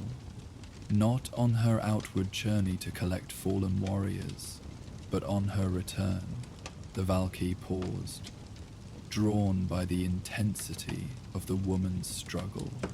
Frigg nods slowly, understanding dawning in her ageless eyes. A mortal deciding between personal safety and service to others, between the comfortable path and the dangerous one. Such moments of moral choosing resonate across realms. She returns her attention to the loom, studying how the troublesome thread connects to others in the broader pattern. If she chooses safety, her thread continues predictably, bumpy, respected healer, eventually elder, peacefully passing, surrounded by those she taught. And if she chooses risk, Odin prompts, though he has already glimpsed this alternate path. Chaos, Frigg answers simply. Not merely for her life, but for many others connected to hers. The chieftain lives, but her secret is discovered. Some call for her punishment, others defend her. The village divides. Old tensions resurface. Her fingers trace the potential patterns without weaving them. Yet from this discord, reconciliation might eventually emerge between old ways and new. Understanding rather than fear. Integration rather than division. Odin strokes his beard thoughtfully, watching how starlight plays across the unfinished tapestry. Greater growth through greater suffering, he summarizes. A pattern repeated endlessly across realms and ages. Yes, Frigg confirms, her voice holding neither judgment nor preference for either path. And this is why her thread resists placement. Both futures remain equally possible at this moment. She stands precisely balanced between choices, her heart divided against itself. They fall silent again, contemplating the mortal's dilemma. Outside the tower window, Asgard sleeps peacefully under star-dappled skies. Distant sounds of celebration drift occasionally from Valhalla, where the new arrivals are welcomed with feasting and tales of glory. Yet here in Frigg's sanctuary, attention remains fixed on a single human life poised at its defining moment. The feather, Odin says eventually, indicating the Valkyrie's token still resting beside the loom. Its presence suggests significance beyond ordinary fate weaving. Perhaps intervention is permitted in this instance. Frigg considers this possibility with characteristic thoroughness, her ageless face revealing nothing of her thoughts. We rarely interpose ourselves in such moments of moral choosing, she reminds him gently. The growth comes precisely from making the choice without divine guidance. Indeed, Odin acknowledges, yet occasionally a subtle touch may be warranted, not to decide for them, but to strengthen them for the decision. The All-Mother's fingers still honour her loom as she weighs this suggestion against the accumulated wisdom of countless ages observing mortal lives. What form would such a touch take? She asks finally. In answer, Odin reaches again for the Valkyrie's feather, holding it reverently in his weathered palm. A dream, perhaps, not of instruction, but of remembrance. Her grandmother's teachings made vivid once more in sleep's embrace. Frigg's expression softens at this proposal. A gentle touch indeed. The choice remains hers, but with clearer understanding of the legacy she carries. She extends her hand, and Odin places the feather carefully across her palm. Together, they focus their awareness upon it, infusing the divine token with specific intent. The feather begins to glow more brightly under their combined attention, absorbing the essence of their purpose. Odin murmurs words in a language older than human comprehension, neither spell nor command, but rather a shaping of potential. Frigg's fingers trace patterns in the air above the feather, weaving intention as skillfully as she weaves thread. Gradually the feather's light shifts, taking on a warm amber hue reminiscent of dawn, rather than the cool silver of Valkyrie flight. It is done, Frigg says softly when the transformation completes. When Brynhilde wakes, she will feel the absence of this feather and know it serves another purpose now. She may even glimpse the dream it carries to Midgard. Odin nods, satisfied with their work. Send it forth then, if you judge the moment right.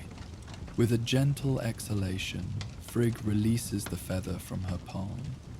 Instead of falling, it hovers momentarily before the loom, pulsing once with heightened luminescence, then dissolves into particles of light that spiral upward through the open ceiling and out into the vast expanse of stars. These motes of divine intent begin a journey downward through the branches of Yggdrasil, seeking the dreaming mind of one specific mortal in the middle realm. Odin and Frigg watch this departure in companionable silence, their faces illuminated by the fading trail of light. Then, with a small sigh that speaks of responsibilities both acknowledged and accepted, Frigg returns her attention to her loom. Her fingers resume their intricate dance across the threads, continuing the eternal work of weaving fate's design. Will you stay and watch for a time? She asks her husband, not looking up from her task, but welcoming his continued presence. If I may, Odin responds with simple dignity, moving to stand where he can observe without interfering. There is rare peace in these moments shared between them, respite from the constant vigilance required by their responsibilities to the Nine Realms. Here, they are not merely all-father and all-mother, rulers and protectors, but partners in the deeper mysteries of existence. Hours pass in comfortable quiet, marked only by the gentle rhythm of the loom and the gradual shifting of stars overhead. Occasionally, Frigg pauses to select new threads or to step back and evaluate broader patterns emerging in her work. Odin sometimes offers observations or asks questions, but mostly he simply watches, his single eye reflecting the complex beauty taking shape before him. In the deepest part of night, when even Asgard's perpetual twilight dims to something approaching true darkness, a subtle change occurs in the weaving. The troublesome thread, Astrid's life path, begins to settle more naturally into the pattern. Its shifting colors stabilize somewhat, though subtle iridescence remains where it intersects with other lives. She dreams, Frigg murmurs, her fingers slowing to accommodate this development. The feather has found her sleeping mind. Odin steps closer, his interest renewed by this change. What does she see? Frigg's eyes take on a distant quality as she perceives the dream unfolding in Midgard. Her grandmother's hands, weathered by age but steady in their work, preparing a poultice of herbs rare and common. The old woman's voice reciting knowledge passed through generations.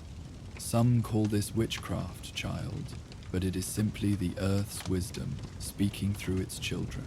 When men forgot to listen, women remembered. When new gods demanded exclusive worship, we kept faith with the land beneath our feet and the water that grants life. Odin smiles faintly at this characterization, not offended but rather appreciative of the perspective from below. The wisdom of understanding how mortals perceive divine mandates is one reason for his frequent travels disguised among them. Frigg continues relaying the dream vision. The grandmother shows specific preparations, valerian root combined with moss that grows only on north-facing stones, crushed with berries that appear black but reveal deep purple when their skin breaks. This is for wounds that fester from within, she explains. When poison runs deeper than the eye can see, the chieftain's wound, Odin observes, corrupted beyond ordinary healing. Yes, Frigg confirms.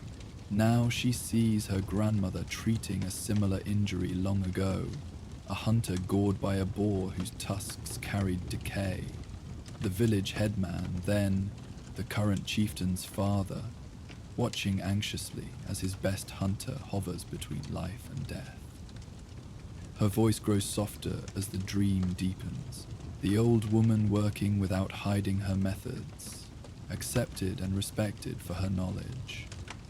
Things were different then, her grandmother tells her in the dream. Fear came later, with raiders who brought new beliefs and called our ways evil. The thread in Frigg's loom begins to take on a more golden hue in one potential path, while the alternate route deepens to a burnished bronze. Neither fully commits, but both gain definition and clarity. She begins to understand the context of her knowledge, Frigg explains. Not merely personal risk, but historical continuity. Not merely individual choice, but community heritage. The dream serves its purpose, Odin notes with satisfaction, not directing her choice, but illuminating its meaning. Indeed.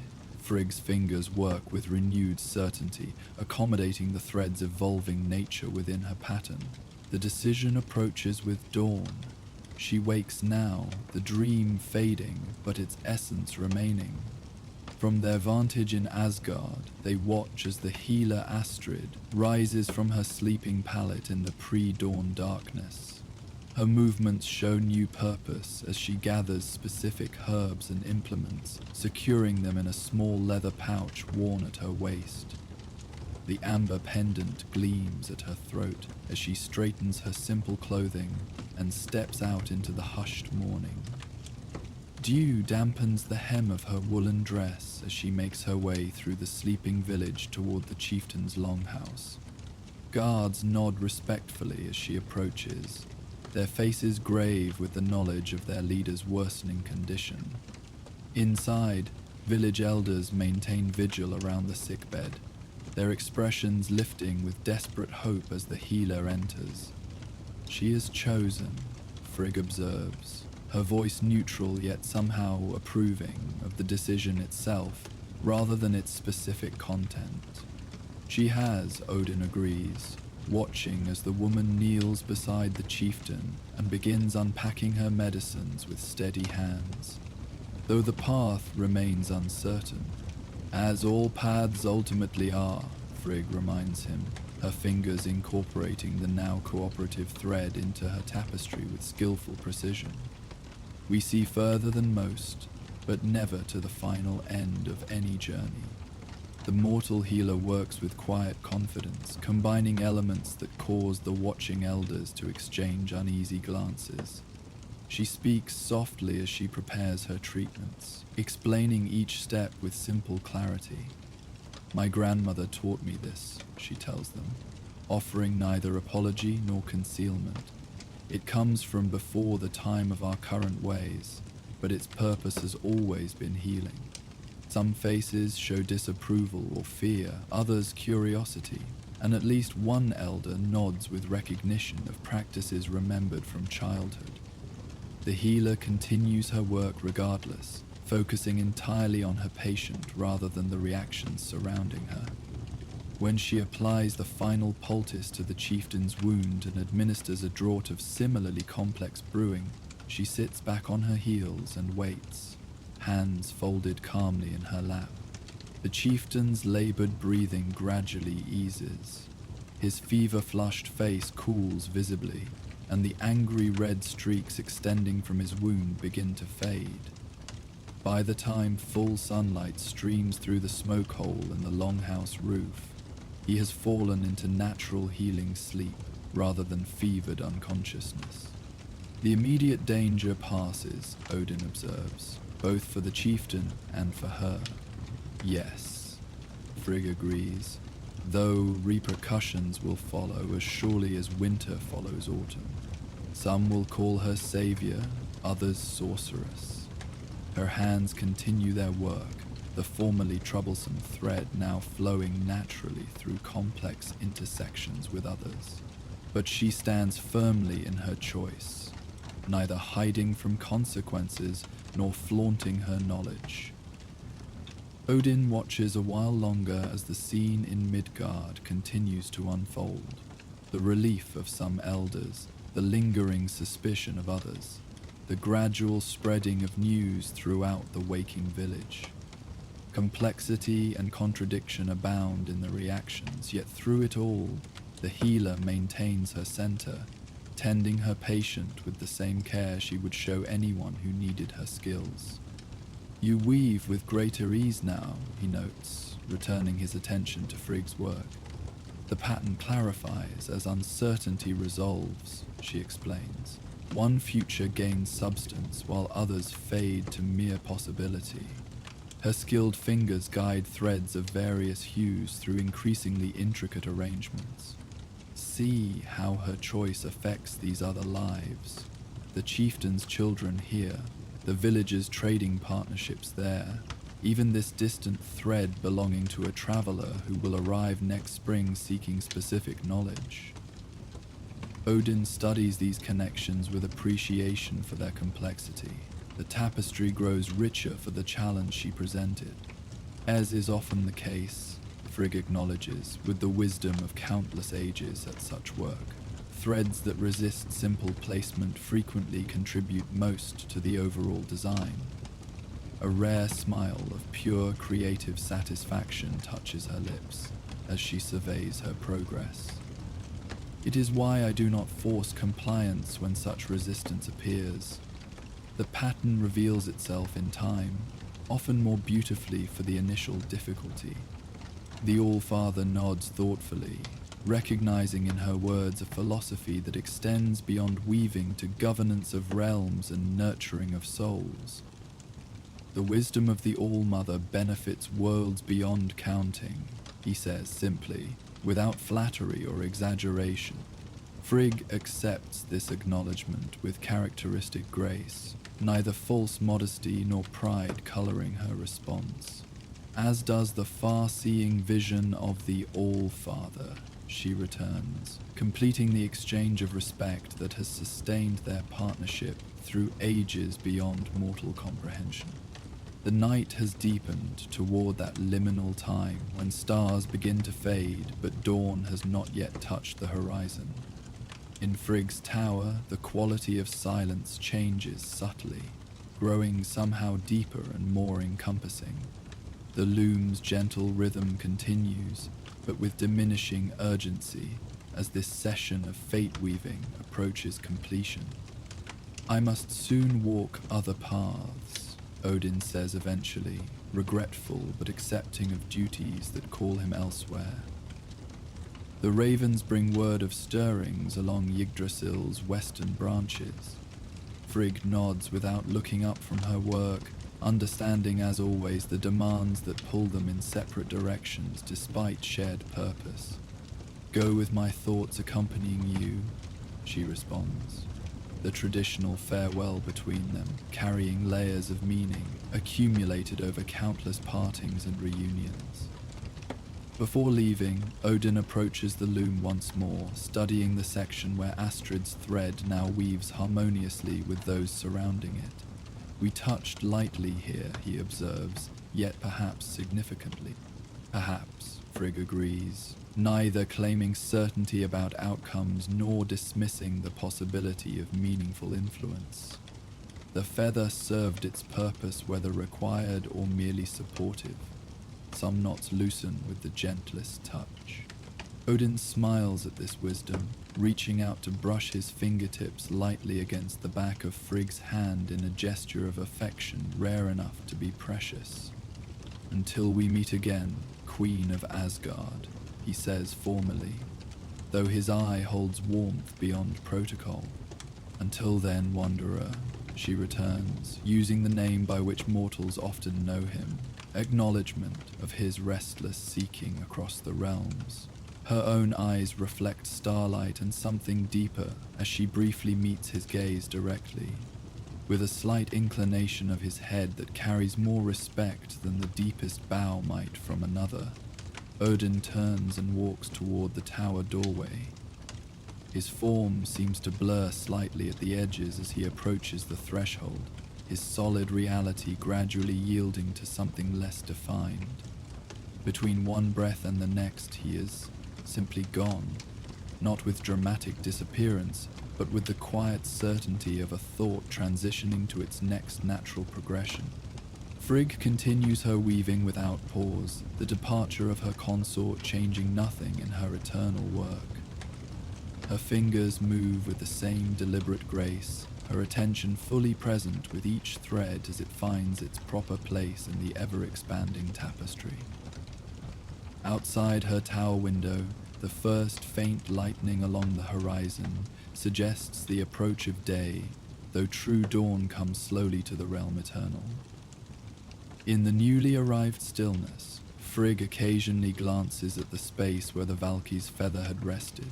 Though the token itself has gone to fulfill its purpose, a subtle impression remains, a memory of divine intention shared and actualized. Perhaps, when Brynhild wakes in the Hall of Wings, she will sense the journey her fallen feather undertook. Perhaps she will even glimpse the mortal life it touched, recognizing the woman she noticed in passing during her return flight. Such connections between realms, subtle, often unacknowledged, form their own patterns beneath the more visible workings of fate. Frigg sees these too, incorporating them into her weaving, with the same care she gives to more prominent threads. Nothing is too insignificant for her attention when all are part of the great tapestry. As the stars fade one by one overhead, Frigg's work session gradually concludes. The section begun during night's deepest hours now shows completion, not of the entire tapestry, which continues eternally beyond the edges of her current focus, but of this particular moment's pattern.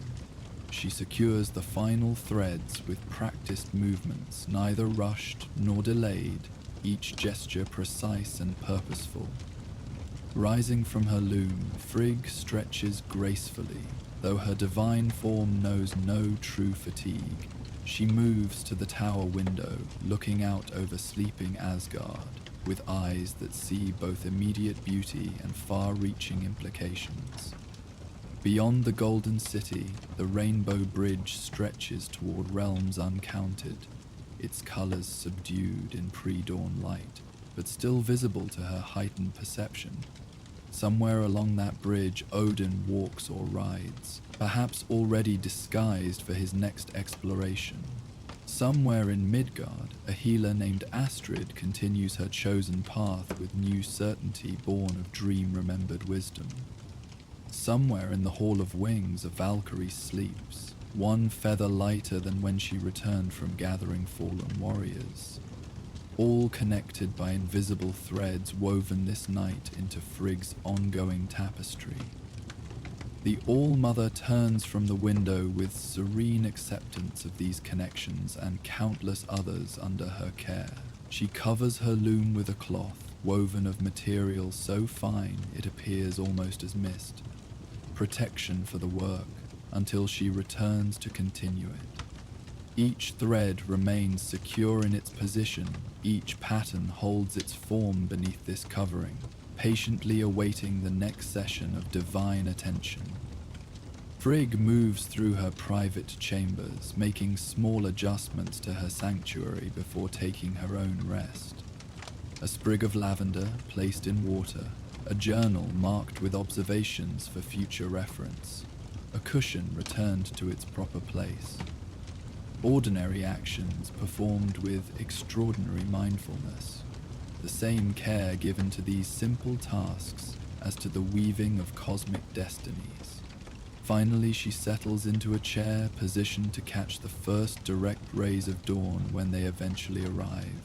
Her posture remains perfect, without apparent effort, her hands resting lightly in her lap. To mortal eyes, she might appear to be merely sitting quietly, perhaps meditating or simply enjoying a moment of repose.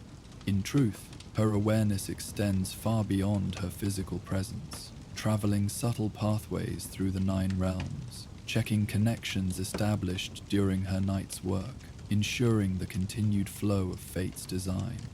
This too is part of her function as All-Mother, not merely creating patterns but maintaining them, nurturing the cosmic order with constant, compassionate attention. While Odin seeks and questions, Frigg preserves and sustains. Together they form a necessary balance, neither function complete without the other. The first true ray of dawn finally breaches the horizon, sending golden light streaming through Frigg's tower window. It illuminates her face, catching in the subtle silver strands woven through her otherwise dark hair and turning them to momentary fire. Her eyes, reflecting this new light, show depths that would drown any mortal who looked too directly into them, not with malevolence but with the sheer immensity of wisdom accumulated across ages. Somewhere between realms, between sleeping and waking, between being and becoming, Frigg smiles. The expression contains neither triumph nor resignation, but simple acceptance of what is, has been, and shall be. In that smile lives the compassion that makes her the All-Mother, caring for each thread in her vast tapestry with individual attention, despite their uncountable numbers. As Asgard awakens around her tower, life resuming its rhythms in the realm eternal, Frigg remains in this moment of perfect balance between activity and rest. Her night's work completed, her consciousness extends gently across the realms under her care. In Midgard, morning brings new challenges and opportunities to those whose threads she has woven. In the Hall of Wings, Valkyries stir from slumber, preparing for another day's solemn duty. In Valhalla, fallen warriors rouse themselves from celebration-induced sleep, ready to train again for Ragnarok's distant call. Through all these stirrings, Frigg maintains her center, embodying the quiet certainty that underlies existence itself. Though battles rage and treaties form, though lives begin and end across the 9 realms, though gods themselves scheme and struggle with their own destinies, her weaving continues, the great tapestry ever expanding, ever changing, yet fundamentally whole, under her careful hands. In this truth lies peace for those with wisdom to perceive it. In this continuity rests security for realms conscious and unconscious of her work. In this eternal, gentle persistence dwells the deepest power, not of domination but of creation, sustained through endless cycles of becoming. The dawnlight strengthens, filling Frigg's tower with golden radiance. Another day begins in Asgard, distinct yet connected to all days before and after. The All-Mother receives this new beginning with the same grace she applies to all aspects of existence, neither clinging to what has passed, nor anxiously anticipating what approaches, but fully present in the eternal now, where her true power resides. And so the realms continue their dance, held in the invisible embrace of her awareness, each thread treasured in the infinite tapestry of being. Our Viking tale has now concluded.